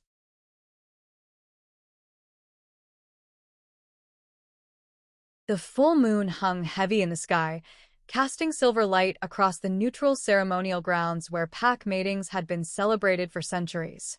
Ancient stone circles marked the sacred space, and torches burned at cardinal points, their flames dancing in the cool night air. I stood at the edge of the gathering, watching wolves from both packs mingle with the careful politeness of former enemies trying to become allies. The sight should have filled me with satisfaction. This was what I'd worked toward my entire career as Beta. Peace between Crimson Ridge and Silvermoon. Instead, all I could focus on was the empty space beside me where Kael should have been. Having second thoughts? Sage appeared at my elbow, resplendent in formal ceremony robes that emphasized her position as my witness and support. Third and fourth thoughts. I admitted. This is insane, Sage. Mating ceremonies can't be undone. Once the bond is formally recognized. You're stuck with him for life, she finished. The question is, do you want to be? I touched the mate mark on my throat, hidden beneath concealer and high collar. Kael had left it there during our final private meeting 2 days ago, when we'd sealed our decision with kisses that had nearly led to much more. The mark throbbed now, responding to his proximity, even though I couldn't see him. I'm terrified, I whispered. Good. Terror means it matters. Before I could respond, the ceremonial drums began, deep, rhythmic beats that seemed to sync with my heartbeat. The gathered wolves fell silent, forming the traditional circle that would witness our bonding. Elder Sage Moonwhisper stepped into the center of the circle, her ancient voice carrying clearly in the still air. We gather tonight under the full moon to witness the joining of two souls, the binding of two hearts, the union of two packs through the sacred mate bond. My hands trembled as I took my place at the southern point of the circle. Across from me, Kael emerged from the crowd, and my breath caught at the sight of him. He wore traditional ceremonial leathers, black and silver, that emphasized every line of his powerful frame. His dark hair was pulled back, revealing the sharp angles of his face and those devastating golden eyes. But it was the expression in those eyes that made my knees weak, love and desire and absolute certainty. "Beautiful," my wolf purred. "Our mate is beautiful." "Aria Redthorn of Crimson Ridge," Elder Moonwhisper called. "Do you come to this circle of your own free will?" "I do." My voice was stronger than I'd expected. "Kael Ravenshadow of Silvermoon, do you come to this circle of your own free will?" "I do." His voice was rough velvet that sent shivers down my spine. "Then step forward, both of you, and declare your intentions before Moon and Pack." We moved toward the center of the circle, and with each step, the mate bond grew stronger. By the time we stood face to face in the sacred space, the connection between us was blazing like fire. "I'm still not sure this isn't completely insane," I said quietly, meant for his ears alone. Kael's smile was soft and sure. Probably. "But I'd rather be insane with you than sane without you." Smooth talker. "Only when it matters." Elder Moonwhisper raised her staff, calling for silence. "The mate bond is the moon's greatest gift and heaviest burden. It cannot be entered lightly, cannot be abandoned easily, cannot be broken without destroying both souls involved." She fixed us with her pale, knowing eyes. "Aria Redthorn, do you accept Kael Ravenshadow as your true mate, your equal partner, your soul's companion through all the nights to come?" This was it. The moment of absolute commitment, when I chose love over safety, partnership over independence, hope over fear. "I do." The words came easier than breathing. "Kael Ravenshadow, do you accept Aria Redthorn as your true mate, your equal partner, your soul's companion through all the nights to come?" "I do." His voice held the weight of absolute truth. "Then by Moon and Pack law, I pronounce you bonded mates. Let no wolf put asunder what the goddess has joined." The moment the formal words were spoken, the partial bond we'd been fighting exploded into something complete and devastating. Power rushed between us like a flood, carrying with it every emotion, every memory, every secret we'd kept hidden. I felt Kael's wonder at my strength, his pride in my courage, his desire so intense it made my knees buckle. In return, he experienced my fears, my hopes, the way I'd fallen for him despite every logical reason not to. Mine, his wolf projected through the bond, the possessiveness gentle but absolute. "Ours," my wolf corrected, and I felt his delighted laughter echo through our connection. The ceremonial drums reached crescendo as we kissed, sealing the bond with physical contact that sent sparks through both our bodies. Around us, the circle of witnesses howled their approval, a sound of pure celebration that echoed through the forest. When we finally broke apart, both breathing hard, I found I could sense Kael's emotions as clearly as my own. Love, satisfaction, and underneath it all, a bone-deep contentment I'd never experienced before. "How do you feel?" he asked softly. "Complete." The admission should have scared me, but it felt like simple truth. Like I've been missing half of myself my entire life. I know the feeling. But as we turned to acknowledge the cheering crowd, I caught sight of movement at the edge of the forest. Dark shapes moving between the trees, the glint of weapons in torchlight. "Danger," I projected through our new bond, my body tensing for action. Kael's head snapped toward the treeline, his supernatural senses picking up the same threat I'd noticed. "How many?" "At least a dozen." Moving to surround the ceremony grounds. The celebration continued around us, completely oblivious to the approaching threat. Our families, our packmates, all gathered in one place with minimal defenses because this was supposed to be neutral, sacred ground. Shadowfang survivors? Kael asked through our link. Or someone else entirely. The attack came without warning. Dark-clothed figures burst from the forest, moving with supernatural speed and carrying weapons designed to kill wolves, silver bullets, blessed blades, iron nets that would prevent shifting. Hunters. Attack. I screamed, my voice carrying across the ceremonial grounds. Hunters in the forest. Chaos erupted. Ceremonial robes were shed as wolves shifted to battle forms, but the attackers had planned well. They'd positioned themselves to catch us in crossfire, with the sacred stone circle providing no cover. Kael and I moved as one, our new bond allowing perfect coordination. He shifted and took down 2 hunters trying to flank our families, while I grabbed a silver blade from a fallen attacker and carved through 3 more. But there were too many of them, and they knew exactly how to fight supernatural creatures. Silver nets flew through the air, capturing shifted wolves and rendering them helpless. Blessed bullets found their marks, sending pack members down with wounds that wouldn't heal normally. The elders, I projected to Kael, seeing Elder Moonwhisper and several other ancient wolves trapped at the center of the circle. They can't defend themselves. I see them. We fought our way through the chaos, our bond making us exponentially more effective than we should have been. Every move I made seemed to complement his perfectly. Every strike he landed gave me an opening to attack from another angle. But even enhanced by mate bond power, we couldn't be everywhere at once.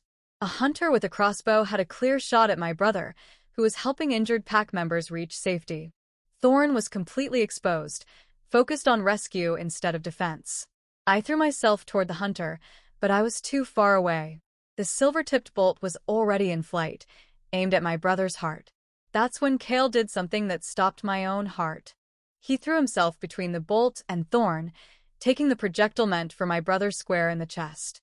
The blessed silver punched through his ribs and sent him crashing to the ground, his shifted form convulsing as the toxins flooded his system.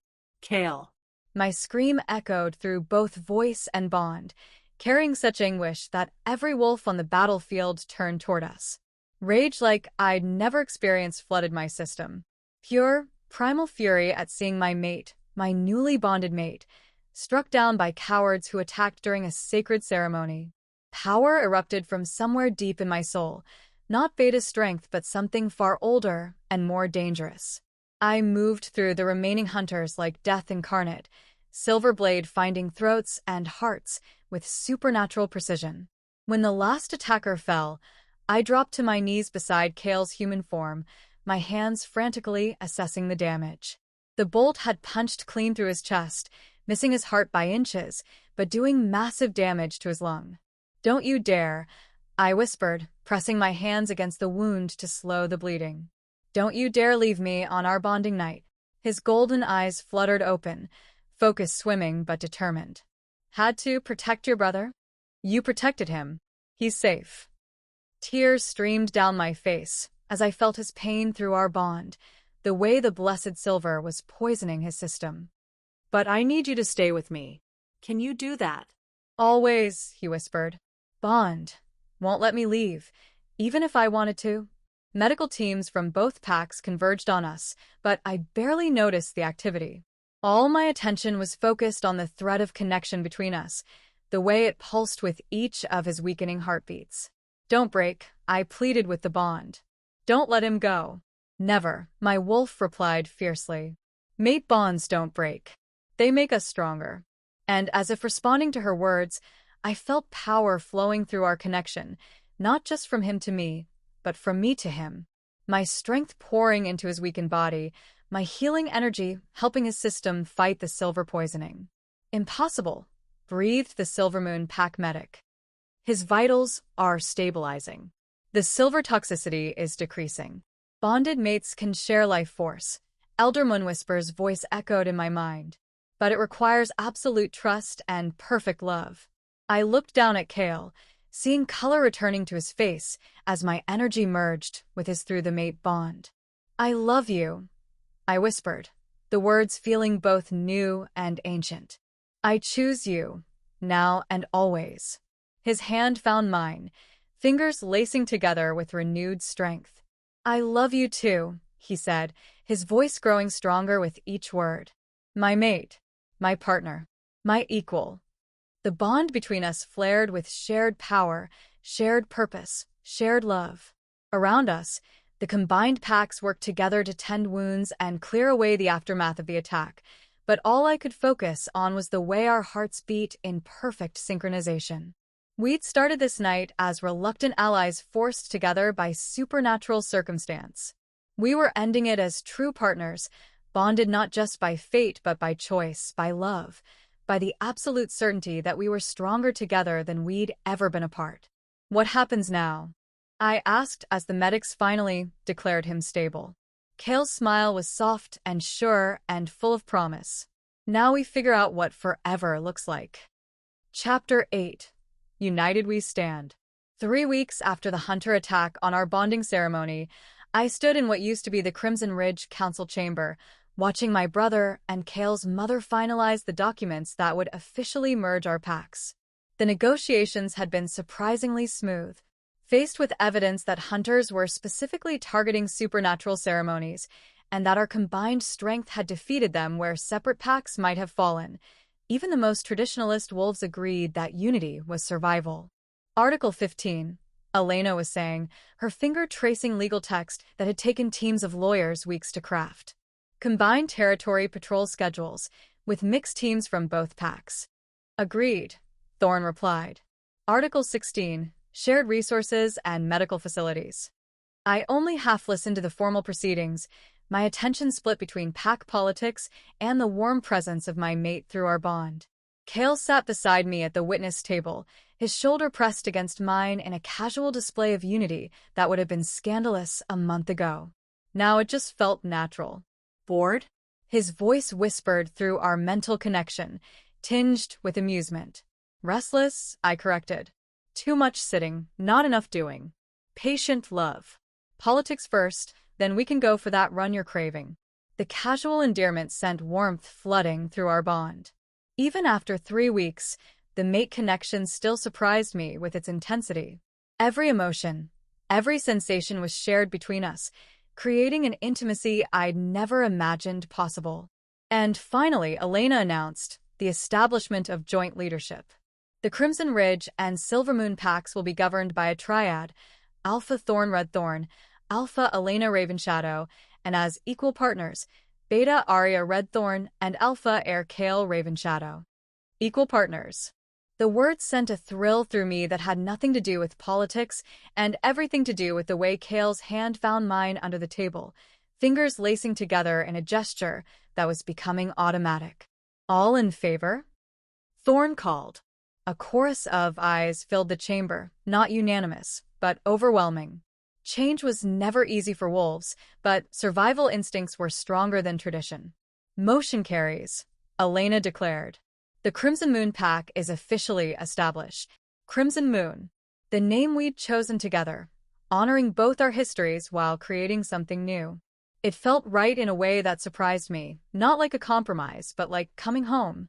As the formal session dissolved into celebration and planning, I found myself pulled aside by Sage, who wore the expression of someone bursting with news. Spill, I commanded. You look like you swallowed a secret. 3 packs have sent emissaries, she said without preamble. Formal requests for alliance negotiations. I blinked in surprise. Which packs? Ironwood, Stormbane, and Nightfall Creek. Sage's grin was fierce with satisfaction. Word about the Hunter attack spread fast. Everyone wants to ally with the pack strong enough to defeat human weapons. The implications hit me like a physical blow. 3 major pack alliances would create a supernatural coalition covering half the continent. The kind of power structure that hadn't existed since the old days, before packs scattered into isolated territories. That's... I struggled for words. Revolutionary, Kael said, appearing beside us with the silent grace that had attracted me from the beginning. A return to the old ways, when packs worked together instead of constantly competing. You heard all that? I asked through our bond. I hear everything when it comes to you, he replied, the mental voice warm with affection. Comes with the territory of being completely obsessed with my mate. Heat pooled low in my belly at his words, and I had to work not to let it show on my face. The mate bond had awakened appetites I'd never known I possessed, and Kael seemed determined to explore every single one of them.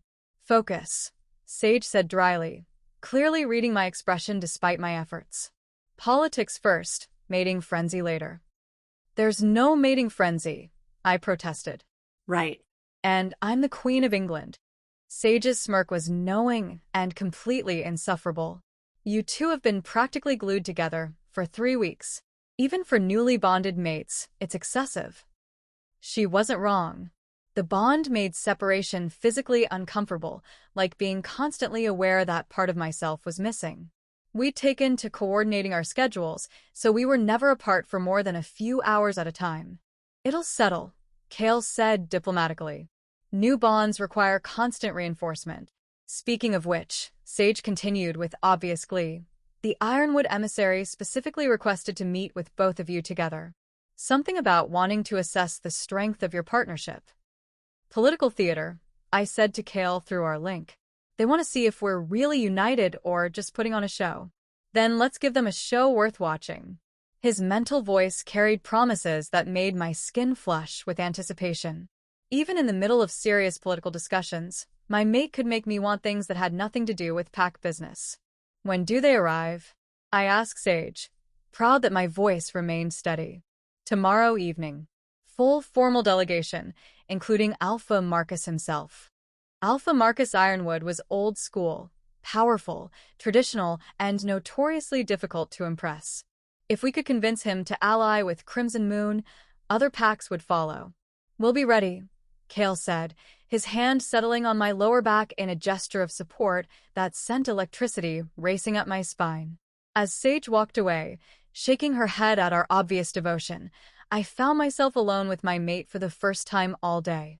The council chamber had emptied, leaving us surrounded by the formal trappings of pack leadership. How are you feeling about all this? Kael asked, gesturing toward the merger documents scattered across the table. Regrets. I considered the question seriously.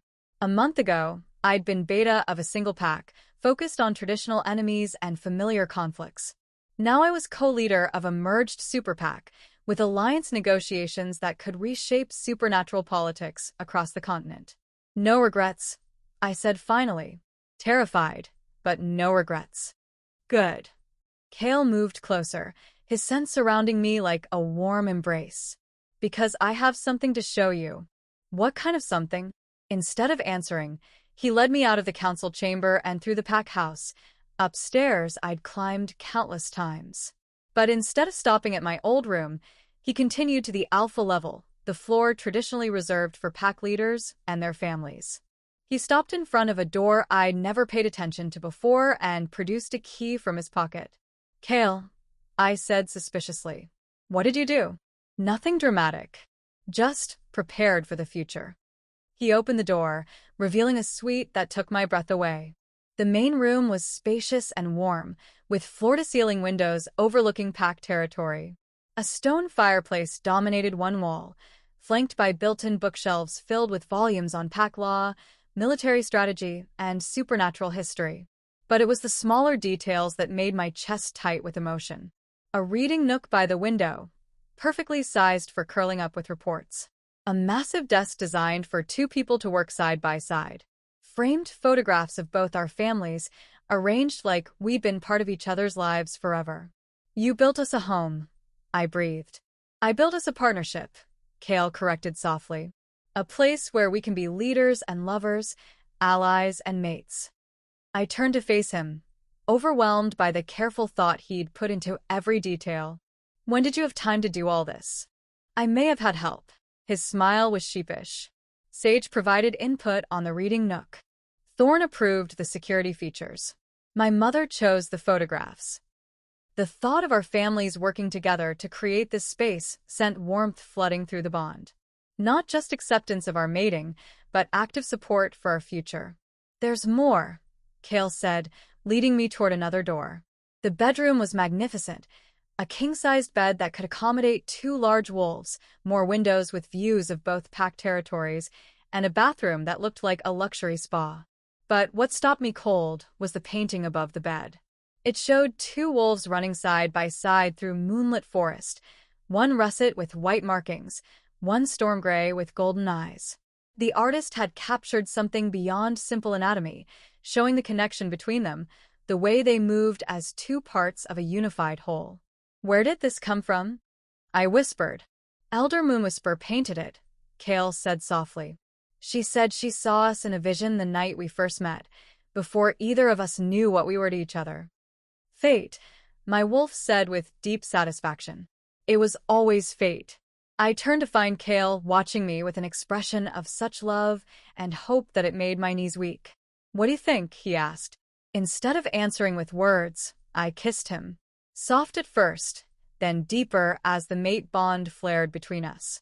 His arms came around me, pulling me against the solid warmth of his chest, and for a moment the rest of the world ceased to exist. "I love it," I said against his lips. "I love you.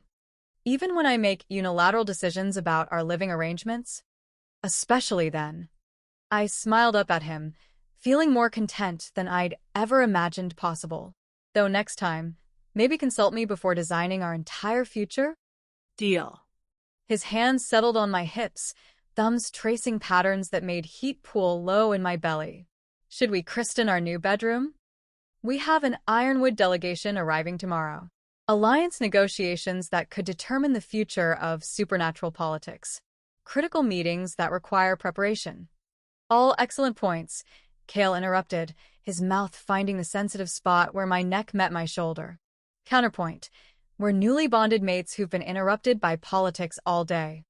The mate mark he'd left during our ceremony throbbed under his attention, sending desire racing through my bloodstream. "That's not a counterpoint. That's just O." His teeth scraped gently over the mark, and coherent thought became impossible. The bond between us flared with shared arousal, creating a feedback loop that left us both breathing hard. "Politics can wait," I gasped, my hands fisting in his shirt. "The future of supernatural civilization can wait." "I was hoping you'd say that." What followed was hours of exploring the new dimensions of our bond, learning how shared emotions heightened every touch, every kiss, every whispered endearment. By the time we finally collapsed in exhausted satisfaction, the moon had set and dawn was painting the sky in shades of rose and gold. "Ready for tomorrow?" Kael asked, his arm tightening around me as I settled against his chest. I considered the question. Alliance negotiations with traditional alphas who would test every aspect of our partnership. Political maneuvering that could reshape the supernatural world. Responsibilities that would challenge everything we thought we knew about leadership and love. "As ready as we can be," I said finally. Together. "Together," he agreed, and sealed the promise with a kiss that tasted like forever. Outside our windows, the merged territories of Crimson Moon Pack stretched toward the horizon, a symbol of what was possible when enemies became allies, when tradition bent to accommodate change, when love proved stronger than fear. Tomorrow would bring new challenges. But tonight, in the sanctuary we'd built together, I was exactly where I belonged. Chapter 9. Trials of Leadership. "Alpha Marcus Ironwood is intense," I murmured to Kael as we watched the visiting delegation's vehicles wind up the mountain road toward our territory. Through the floor-to-ceiling windows of our shared office, I could see the formal procession, 3 black SUVs with Ironwood Pack symbols, flanked by motorcycle escorts. The kind of arrival designed to impress and intimidate. "Nervous?" Kael asked through our bond, his presence a warm constant in my mind. "Excited," I corrected. "This is what we've been working toward. 6 weeks since our bonding ceremony, 4 weeks since the pack merger, and the Crimson Moon Alliance was already making waves in supernatural politics.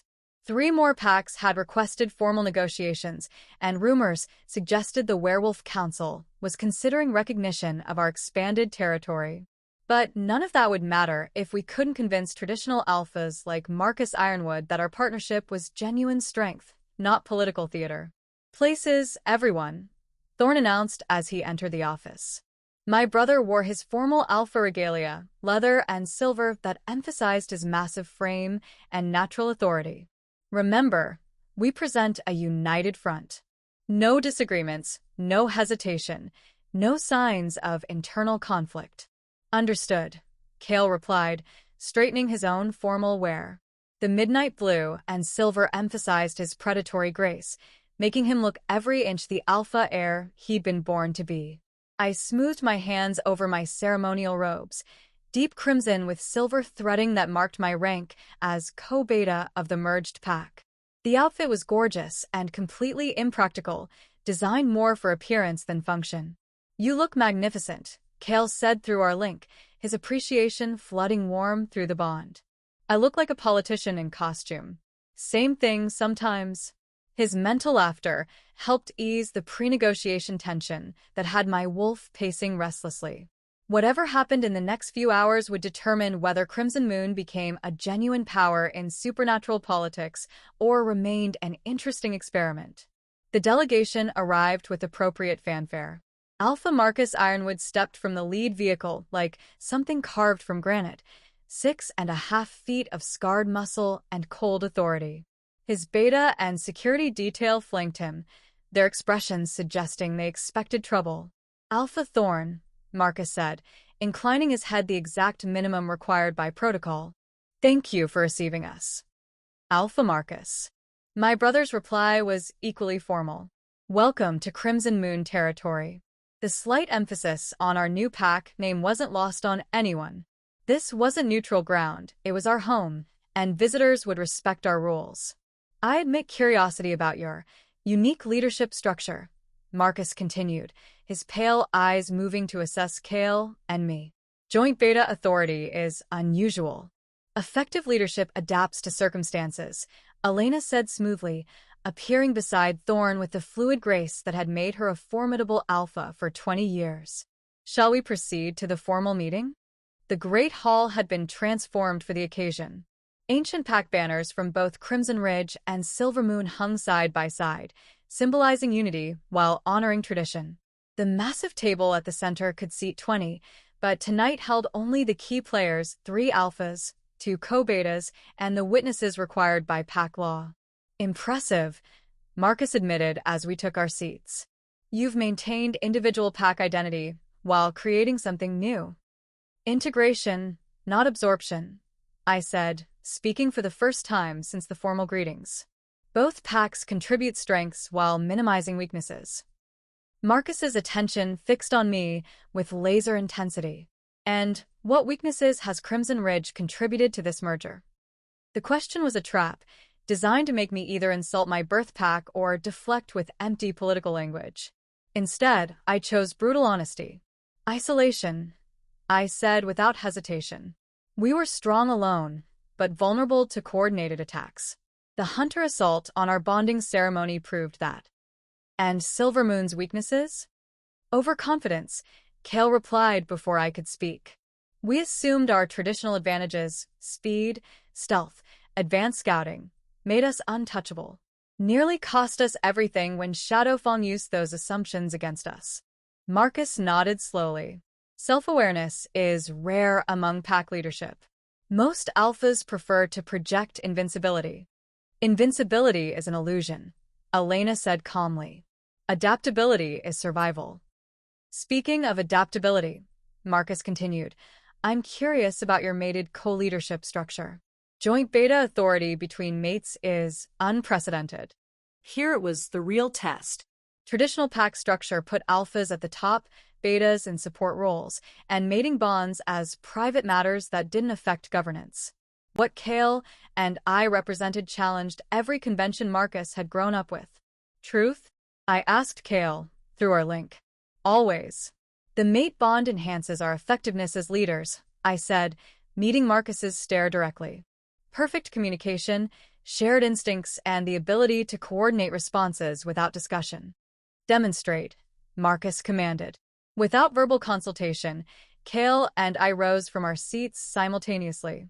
He moved toward the tactical maps displayed on the eastern wall while I approached the intelligence reports spread across the southern table. To outside observers, it probably looked choreographed. Northern approach, I projected through our bond, studying recent patrol reports. Confirmed. 3 weak points in the current rotation, Kael replied, his mental voice overlaying tactical assessments onto the information I was processing. Solution? Mixed teams, overlapping schedules. Silvermoon's speed covers Crimson Ridge strength gaps. The entire exchange took less than 30 seconds. When we returned to the table, I carried proposed patrol schedules while Kael brought updated territory maps, solutions to problems we'd identified and solved through bond communication alone. 15 seconds for complete strategic assessment and coordinated response, Marcus observed. Without a single spoken word. The mate bond creates perfect partnership, Kael said simply. We think as one while maintaining individual perspectives. And if your personal relationship suffers? If the bond weakens or breaks? The question hit like ice water, not because it was unexpected, but because it touched on our deepest fear. Mate bonds could be damaged by trauma, strained by conflict, even severed by deliberate rejection. If ours failed, everything we'd built would crumble. Then we'd face that challenge together. I replied, my voice steady despite the cold knot in my stomach. But broken bonds are rare among true mates, and ours has already survived rejection, combat trauma, and the stress of pack merger. Plus, I added privately through our link, I'm not letting you go without a fight. Good, Kael replied, warmth flooding our connection. Because I'm not going anywhere. The silent exchange lasted only moments, but Marcus caught the subtle changes in our expressions, the softening around our eyes, the unconscious way we leaned slightly toward each other. Fascinating, he said. Even during formal negotiations, you maintain constant emotional connection. The bond doesn't turn off, Kael explained. It's as natural as breathing. Marcus was quiet for several minutes, studying the patrol schedules and territory maps we'd produced, cross-referencing them with intelligence reports Elena had provided earlier. Your response time to the hunter attack, he said finally. 17 minutes from first alarm to complete tactical response. How? Joint command structure eliminates debate time, Thorn answered. When Aria and Kael agree on a course of action, we implement immediately. And when they disagree? Hasn't happened yet in a crisis situation, Elena said. The mate bond ensures they share information instantaneously. Disagreements are resolved before they affect response time. Show me your disagreement resolution process, Marcus commanded. I looked at Kael, wondering if he had any idea what Marcus wanted to see. Through our bond, I felt his confusion matching mine. Pick a topic we actually disagree about, he suggested. Border patrol schedules? Perfect. We have ongoing discussions about optimal patrol frequency in the eastern sectors, I said aloud. I favor increased coverage due to recent incursions. Kael prefers maintaining current levels to avoid appearing aggressive to neighboring packs. The eastern approach is our most vulnerable point, Kael added, playing his part perfectly. But heavy patrols could be interpreted as preparation for territorial expansion. Resolution process? Marcus asked. This was the tricky part. In reality, we debate the issue through our bond link until we found compromise. But explaining that level of mental intimacy to a traditional alpha might backfire. We present arguments, evaluate evidence, and find middle ground, I said carefully. In private or public forum? Trap, Kael warned through our link. He's testing whether we can disagree professionally. Then let's disagree. Public forum when it affects pack security, I said, then turned to face Kael directly. The eastern border has been breached 3 times in 2 months. Reactive response isn't sufficient. Agreed, but deterrence must be balanced with diplomacy, Kael replied, his voice carrying the edge of real disagreement. Heavy patrol presence could destabilize relationships with allied packs. Allied packs should understand that security comes first. Should, but may not. And assumptions like that started the conflicts we're trying to end. We stared at each other across the table, the disagreement genuine enough that I felt tension creeping through our bond. Marcus watched with obvious fascination, probably expecting the argument to escalate into mate bond drama. Instead, Kael smiled. Counterproposal. Graduated response. Increased patrols for 2 weeks, then assessment based on results. Acceptable, I agreed, with the understanding that further incursions trigger permanent schedule changes. Deal. The entire exchange had taken less than 3 minutes, ending in compromise that addressed both our concerns. Marcus looked almost disappointed that we hadn't evolved into personal conflict. Efficient, he admitted. Most alpha councils take hours to reach similar decisions. Time is a luxury we can't always afford, Elena said. Streamlined leadership saves lives. Marcus spent the next hour grilling us on everything from resource allocation to succession planning, testing every aspect of our joint leadership structure. By the time he called for a recess, I felt like I'd been through a tactical exercise designed by someone who understood exactly how to exploit every possible weakness. How do you think we did? I asked Kael as we stepped onto the terrace for fresh air. Hard to tell. He's not exactly expressive. Through the bond, I felt Kael's uncertainty matching my own. Marcus Ironwood was notorious for keeping his opinions private until he was ready to make final decisions. Beta Redthorn. Marcus's voice from the doorway made both of us turn. A word. I followed him to the far end of the terrace, hyper-aware that this private conversation could determine the entire negotiation's outcome. Your mate stays behind, Marcus said, noting that Kael hadn't moved. Interesting.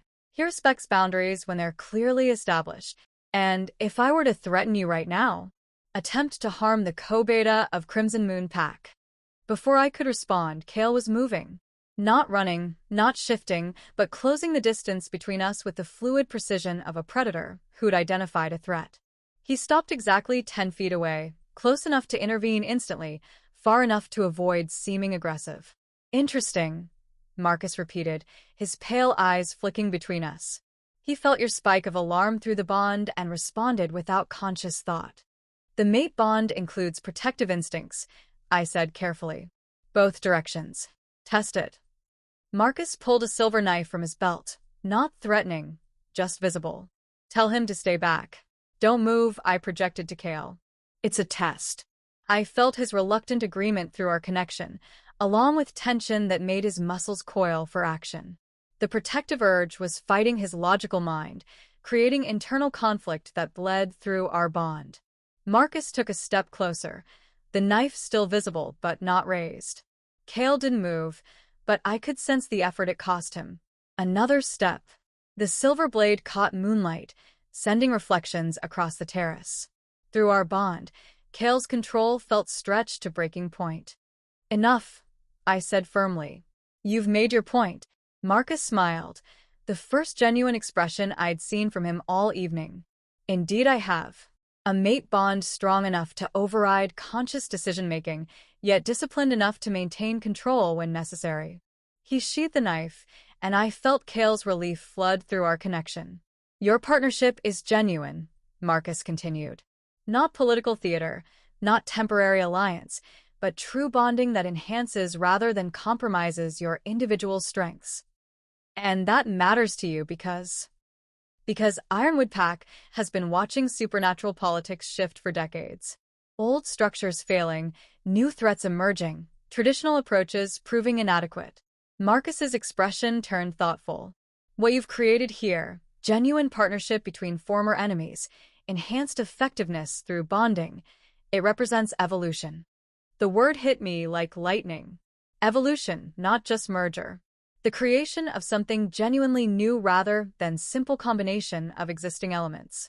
Evolution implies survival advantage, I said carefully. Exactly.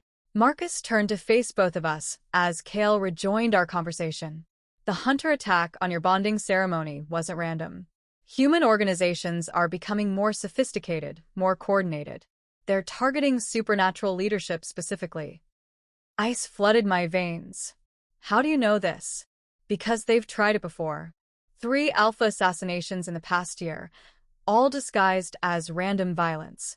The assault on your ceremony was their first attempt at mass leadership elimination. And you think our joint leadership structure offers protection against targeted attacks? I think redundancy saves lives, Marcus said bluntly. Traditional packs become leaderless when their alpha falls. Crimson Moon would maintain continuity even if half your leadership was eliminated. The brutal calculation in his words made me sick, but I understood his point. In a world where supernatural leaders faced deliberate targeting, survival required adaptability. So, you want alliance with us because we're harder to kill? I want alliance with you because you represent the future, Marcus corrected. And the future is coming whether we're ready or not. 3 hours later, after formal ceremonies and signed documents that would reshape supernatural politics across the region, I found myself alone with Kael in our shared office, still processing everything that had happened. For Major Pack Alliance, I said, studying the documents spread across our desk, covering 3 states and nearly 1,000 wolves. The beginning of something bigger, Kael agreed, settling into the chair beside mine. Marcus thinks other regional councils will follow our model. Regional councils. The phrase sent shivers down my spine. Traditional pack structure was based on territorial isolation, with councils meeting only for emergencies. The idea of permanent alliances standing cooperative agreements, joint leadership. We're not just changing our packs, I realized. We're changing the entire system. Terrified, Kael asked, echoing my words from our bonding night. Completely, I admitted. But also excited? This is what I dreamed about as a pup, you know. Reading about the old days, when packs worked together instead of constantly fighting over territory. The old days ended for good reasons. Corruption, power struggles, the concentration of authority that led to the werewolf wars. But we're not concentrating authority, I pointed out. We're distributing it. Multiple alphas, joint leadership, decision-making that requires consensus. Checks and balances, my wolf said approvingly. Like human government but with claws. Through our bond, I felt Kael's amusement at my wolf's political commentary. Even after 2 months, the constant sharing of thoughts and emotions still surprised me with its intimacy. Question, he said through our link. Are you happy? The simple query hit me like a physical blow. Happy. When was the last time I'd even considered the concept? As Beta, I'd focused on duty, responsibility, the needs of the pack above personal satisfaction. Happiness felt like a luxury I couldn't afford. But looking at our shared office, at the alliance documents that represented hope for a better future, at the male who'd somehow become the center of my world. Yes, I replied, honestly. Scared, overwhelmed, constantly challenged, but yes. Happy. Good. His mental voice carried depths of satisfaction. Because I have something to ask you. Kael reached into his desk drawer and pulled out a small velvet box. My heart stopped as he opened it, revealing a ring that took my breath away. The band was white gold, carved with intricate patterns that looked like running wolves. The stone was unlike anything I'd ever seen. Not quite diamond, not quite crystal, but something that seemed to hold moonlight trapped in its faceted depths. Moonstone, Kael said quietly. From the sacred caves where the first werewolf alphas were chosen. Elena's been saving it for decades, waiting for the right moment. Kael, I breathed, unable to look away from the ring. I know we're already bonded. I know the ceremony makes us legally and supernaturally married in every way that matters. He dropped to one knee beside my chair, the formal position both ridiculous and perfect. But I want to ask anyway. Not because duty or politics or fate demands it, but because I choose you. Every day, every moment, every breath. Tears I didn't know I was shedding splashed onto my hands. The question, Alpha Heir? Aria Redthorn, love of my life, partner in revolution, co-architect of our future. Will you marry me? Again, officially, deliberately, surrounded by everyone we love. The ring slid onto my finger like it had been made for me. Probably because it had been.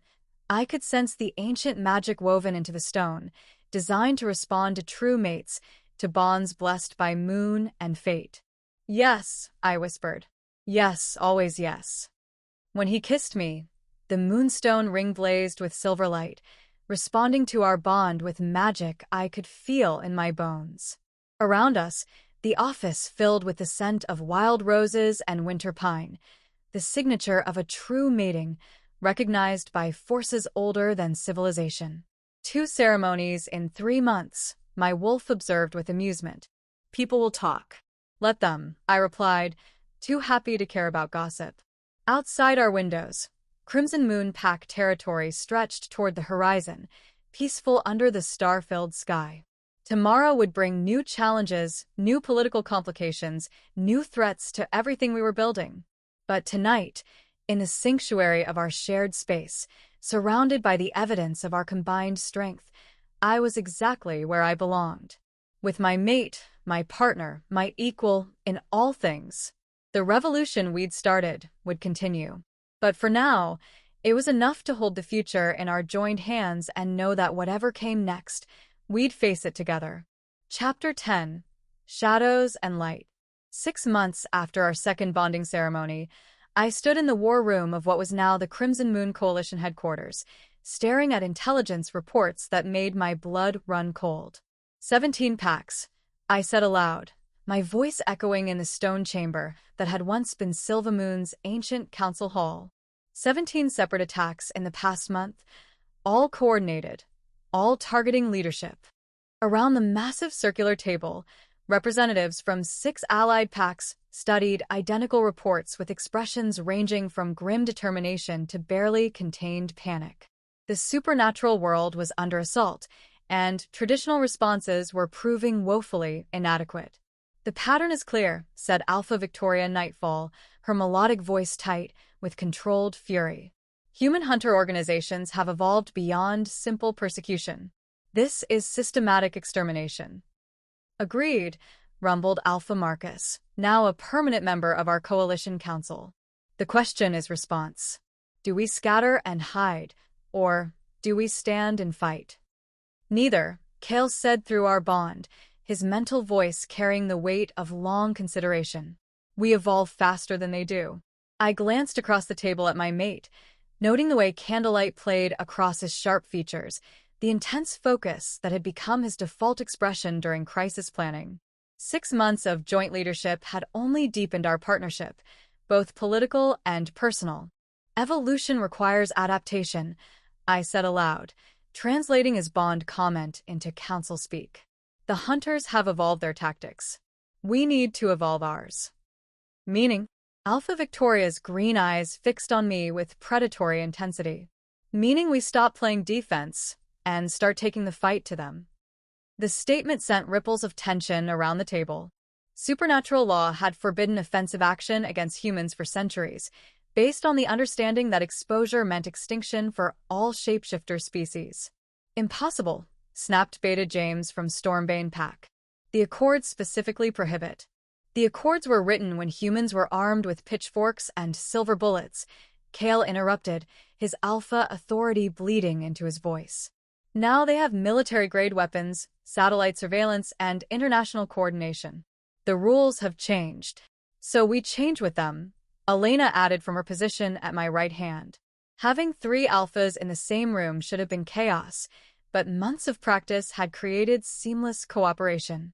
Controlled offensive operations, targeting known hunter cells before they can strike. It's war, Alpha Victoria said quietly. You're talking about declaring war on the human world. No, I corrected. We're talking about defending ourselves against enemies who've already declared war on us. The difference matters. Through our bond, I felt Kael's approval at my distinction. Politics required precision, and the Supernatural Council would dissect every word we spoke when this plan inevitably reached their attention. Tactical assessment, Alpha Marcus commanded, his military background showing. Resources, capabilities, probability of success. I activated the holographic display Elena's tech team had installed, showing a 3-dimensional map of hunter activity across North America. Red marked confirmed cells, yellow indicated suspected operations, and green showed areas where supernatural populations remained uncompromised. Currently, we're reactive, I explained, manipulating the display to show attack patterns. They strike, we respond, they disappear, and regroup elsewhere. It's death by 1,000 cuts. Alternative approach? Alpha Victoria asked. We use our advantages. Kael stood and moved to the display, his presence commanding attention. Speed, supernatural senses, coordination through pack bonds. Instead of waiting for attacks, we eliminate threats preemptively. Assassination, Beta James said flatly. You're talking about murder. I'm talking about survival, Kael replied, his golden eyes hard as winter ice. They've killed 43 alphas, 67 betas, and over 200 pack members in the past year alone. At what point does self-defense justify decisive action? The room fell silent as everyone processed the casualty numbers. I'd been tracking them for months, watching the systematic destruction of supernatural leadership across the continent. Show them the projections, I said through our bond. Are you sure? The numbers are necessary. They need to understand what we're facing. Kael manipulated the display, bringing up statistical models that painted a picture of supernatural extinction within a decade if current trends continued. Conservative estimates, he said quietly, based on current attack frequency and success rates. By 2035, organized pack structure will collapse across 90% of North America. Alpha Victoria went pale. That can't be accurate.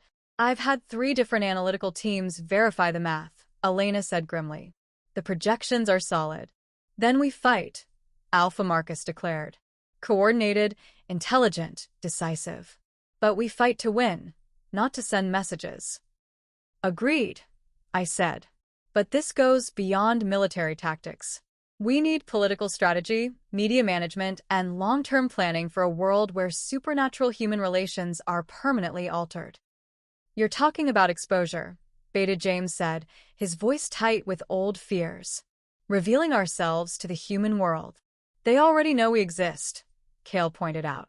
The hunter organizations have detailed files on pack structure, individual capabilities, even bloodline genetics. The only humans who don't know about us are the civilians. And when those civilians find out? Alpha Victoria asked. When every human on Earth discovers that monsters are real and living among them?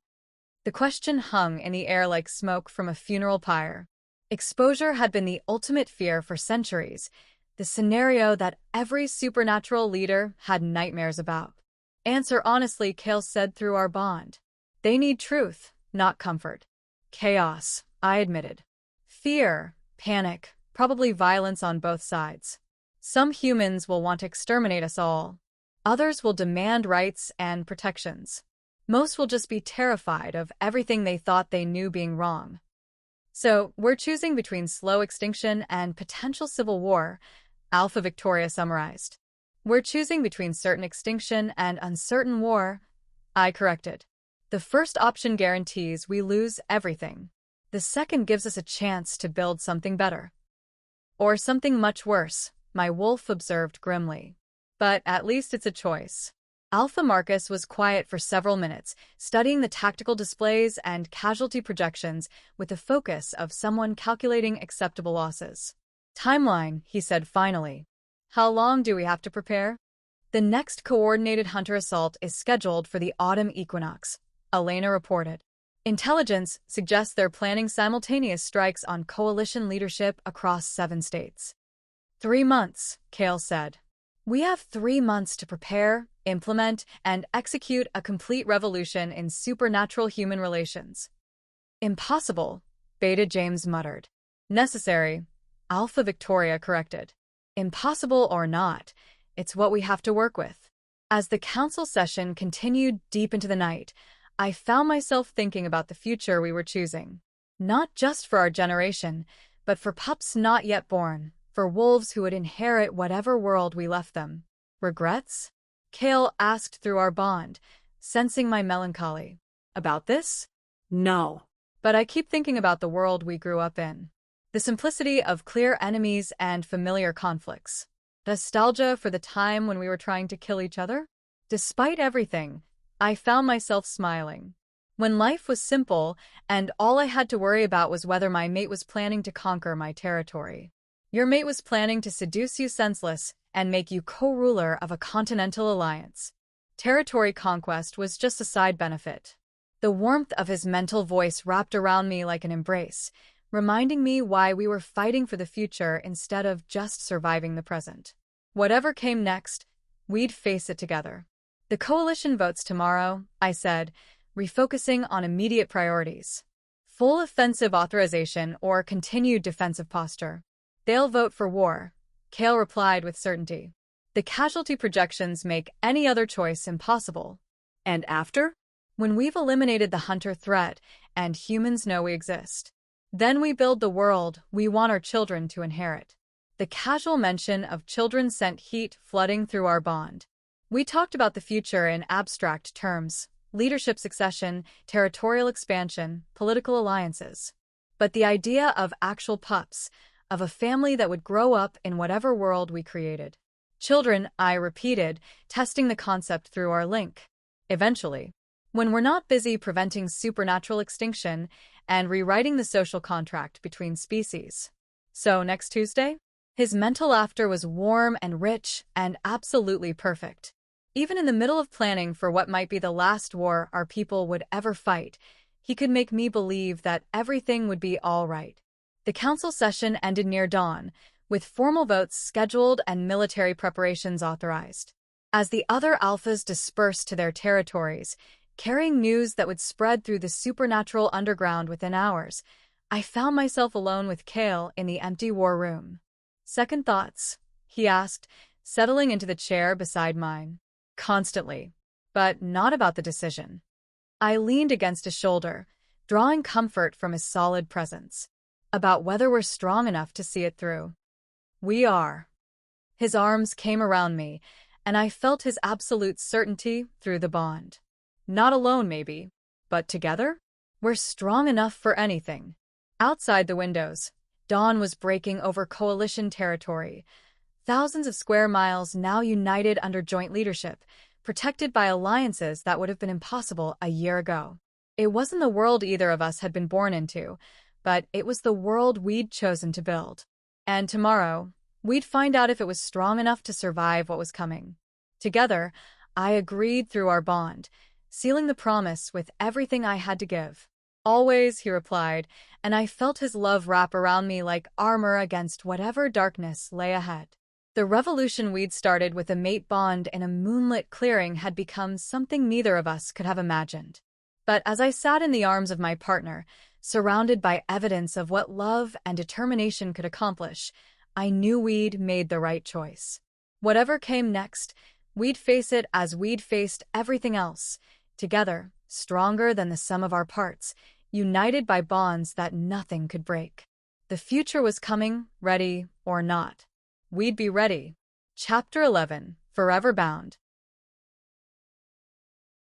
1 year later, I stood on the balcony of the Crimson Moon Coalition's new headquarters, watching the sun set over a world that had changed beyond recognition. The building below bustled with activity, supernatural legislators working alongside human diplomats, joint security forces coordinating patrols, children from a dozen different species playing together in integrated schools. What we'd built in the aftermath of the Hunter Wars went beyond anything I'd dreamed possible. The Beijing Accord passed final ratification today, Kael said, joining me at the railing with 2 cups of coffee and the satisfied expression he wore when particularly thorny political problems finally resolved themselves. Unanimous? I asked, accepting the warmth gratefully. October nights in the mountains carried the promise of winter, and even enhanced supernatural metabolisms appreciated hot caffeine. 47 nations signed on, with provisions for autonomous supernatural territories and human werewolf joint governing councils. His smile was sharp with triumph. Full legal recognition of shapeshifter rights, with enforcement mechanisms that actually have teeth. I shook my head in amazement. A year ago, humans barely acknowledged we existed. Now we have international legal protections. Fear is a powerful motivator, Kael observed. When the hunter cells started targeting human political leaders who opposed supernatural extermination, suddenly cooperation seemed more appealing than genocide. The war had been shorter and more decisive than anyone had predicted. 3 months of coordinated strikes against hunter organizations, followed by carefully managed revelation to human civilian populations, then 8 months of intense diplomatic negotiation to establish the New World Order. Not without costs. We'd lost good wolves, made difficult choices, and forever altered the relationship between species. But the alternative, slow extinction while pretending humans couldn't see us, would have been worse. Any word from the European Council? I asked. They're requesting formal alliance negotiations. Apparently, our model of integrated governance is spreading faster than expected. Integration. The word still sent thrills through me. Not assimilation, not conquest, but genuine partnership between species that had been enemies for centuries. Through our bond, I felt Kael's contentment matching my own. The past year had tested every aspect of our relationship: political pressure, military campaigns, the stress of literally reshaping civilization. Instead of breaking us apart, it had forged our connection into something unbreakable. Happy? He asked through our mental link, echoing his question from months ago. Completely, I replied honestly. Exhausted, challenged, occasionally terrified, but yes. Happy. Good. Because I have news that might make you even happier. Before I could ask what he meant, the balcony door opened behind us. Elena emerged carrying a bundle wrapped in soft blue blankets, her expression radiating the kind of joy that only came from new life. Someone wants to meet his aunt, she announced, carefully transferring the precious cargo to my waiting arms. I looked down into a perfect tiny face, golden eyes like his father's, but with a stubborn chin that marked him as definitely part of our family line. Phoenix Ravenshadow, born 3 days ago to Kael's cousin Devon and his mate Sarah, the first pup born into the new world we'd created. He's beautiful, I whispered, marveling at tiny fingers that already showed the hint of claws to come. Our turn next? Kael asked through our bond, his mental voice warm with longing. The suggestion sent heat spiraling through my chest. We talked about children in abstract terms, someday plans that got pushed aside by immediate crises. But holding Phoenix, seeing the future literally cradled in my arms. Soon, I promised. When the European negotiations are settled and the integration protocols are fully implemented. So, next month? His mental laughter was infectious, and I found myself grinning despite the serious political considerations involved in supernatural reproduction during a period of massive social change. The integration schools are reporting remarkable success rates, Elena said, settling into one of the balcony chairs. 93% of human students show positive adaptation to supernatural classmates. And the other 7%? Kael asked. Require individual attention, but nothing that can't be managed through counseling and gradual exposure. Elena's expression turned thoughtful. It's the adults who are having more difficulty adjusting. Not surprising. Children adapted to change more easily than their parents, especially when that change involved accepting that monsters from fairy tales were real and living next door. The polling data shows steady improvement, I said, gently rocking Phoenix as he fussed slightly. Fear levels are down 20% from initial revelation, and support for integration policies is up 30%. Time heals most wounds, Kael observed, and practical benefits help speed the process. He was right. Supernatural human cooperation had already produced remarkable advances. Medical treatments using werewolf healing abilities, security systems enhanced by supernatural senses, environmental restoration projects that combined human technology with shapeshifter instincts. When people saw tangible improvements in their lives, philosophical objections to supernatural integration tended to fade. Speaking of practical benefits, Kael said through our bond, the Tokyo Treaty includes provisions for joint scientific research programs. Meaning? Meaning some very smart humans want to understand how mate bonds work at the neurological level. They think the research might lead to breakthrough treatments for human relationship disorders. The idea was fascinating and slightly disturbing. The mate bond was sacred, supernatural, tied to magic older than civilization. The thought of reducing it to neurochemistry felt like sacrilege. But if the research could help humans build stronger partnerships, reduce domestic violence, or improve mental health outcomes, we have to volunteer as test subjects, I realized. Already did. Preliminary interviews start next week. I looked at him in shock, nearly startling Phoenix in the process. You volunteered us for experimental neurological research without asking me? I volunteered us for experimental neurological research after confirming that you'd been researching the same studies for 2 months and were planning to suggest it yourself. The accuracy of his assessment was mildly infuriating and completely typical. The mate bond made hiding things from each other nearly impossible, which could be inconvenient when planning surprises, but was remarkably useful for avoiding arguments. Fine. But if they want to put electrodes on our brains while we have incredible mate-bonded sex for science, I'm strangely comfortable with that prospect. Heat flooded through our connection, accompanied by images that made me grateful Phoenix was too young to understand adult emotional broadcasts. Perhaps we should discuss the research protocols later, Elena said dryly, apparently catching enough of our bond communication to understand the general direction of our thoughts. When we don't have an infant audience. Later, I promised Kael, then refocused on the precious bundle in my arms. Phoenix had fallen asleep, tiny face peaceful in the way only babies achieved. Looking at him, I could envision the world he'd grow up in. Integrated schools, supernatural human friendships, political alliances that spanned species lines. It wouldn't be perfect. There would still be prejudice, still be conflicts, still be groups on both sides who preferred the old ways of fear and separation. But it would be better. Richer, stronger, more complete than either species could achieve alone. Any final word on the resistance movements? Asked Elena, thinking of the human supremacist groups that had emerged in response to integration. Intelligence suggests they're losing support and funding, she replied. Hard to maintain fear-based organizations when daily life proves supernatural integration improves everyone's situation. And supernatural extremists. 3 small packs have formally rejected coalition membership, but they've relocated to isolated territories and don't seem interested in active opposition. More like conscientious objectors than actual threats. Change is never universal, my wolf observed philosophically. Some will always prefer the old ways. As long as they don't interfere with the new ways, they can prefer whatever they want.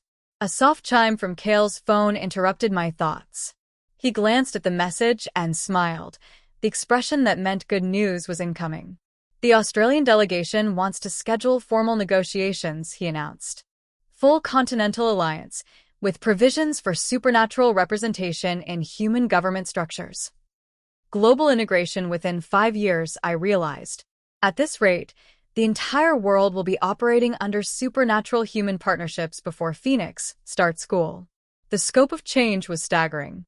What had begun as a desperate defensive alliance between 2 enemy packs was becoming a complete transformation of civilization. Ready to reshape another continent? Kael asked, but his tone suggested he already knew my answer. Always, I replied. Though I'm starting to think we should invest in more comfortable travel arrangements.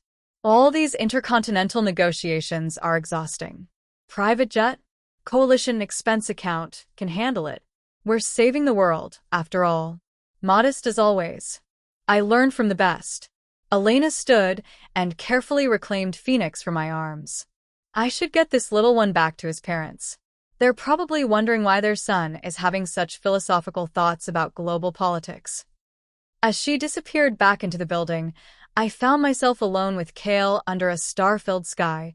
The lights of our integrated community spread out below like a promise of what was possible. Regrets? He asked, echoing our conversation from the war room months ago. I considered the question seriously. The mate bond we'd initially rejected had led to personal happiness beyond anything I'd imagined. The alliance we'd built had saved both our species and created something unprecedented. The revolution we'd started had literally changed the world. None, I said finally. Even knowing the cost, the challenges, the fear, I'd choose this path again. Good. Kael moved behind me, his arms encircling my waist as I leaned back against his chest. Because I have one more question. Here it comes, my wolf said with satisfaction. Finally. What kind of question? I asked, though the warmth flowing through our bond suggested I already knew. The kind that requires a ring. He was already reaching into his pocket as I turned in his arms, producing a small velvet box that made my heart skip despite everything we'd already shared. Kael Ravenshadow, I said, laughing. We're already mated. Twice. We have binding ceremonies from 2 different packs, legal recognition from 47 human governments, and a neurological bond that makes us literally incapable of leaving each other. All excellent points, he agreed, opening the box to reveal a band that perfectly matched my moonstone engagement ring. But I want to ask anyway. The ring was gorgeous, white gold carved with wolves that seemed to chase each other around the band, set with tiny diamonds that caught starlight like captured fire. Aria Redthorn, he said, dropping to one knee on our balcony with the lights of our coalition territory spread out behind him.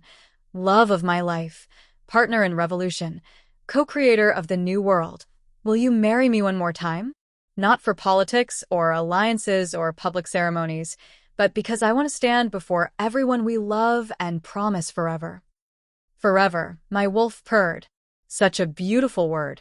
Yes, I whispered, extending my hand for the ring. Always, eternally, completely yes. When he kissed me, the mate bond blazed between us like a star-going supernova. Around us, the integrated community continued its evening activities, oblivious to the personal moment happening high above. But through the bond, I felt our love ripple outward, touching the wolves in our territory, strengthening pack connections, adding one more bright thread to the tapestry of hope we'd been weaving for over a year. 3rd time's the charm? Kael asked through our connection. 3rd time's forever, I corrected. We stood together on the balcony, surrounded by the evidence of everything we'd built, watching stars emerge in the darkening sky. Tomorrow would bring new challenges, new negotiations, new opportunities to shape the world our children would inherit. But tonight, in the arms of my mate, my partner, my equal in all things, I was exactly where I belonged. The future stretched ahead of us like an unwritten book, full of possibilities neither of us could have imagined when we first met in a moonlit clearing as sworn enemies. Now we were so much more, leaders, revolutionaries, partners in the greatest love story ever told. And our story was just beginning.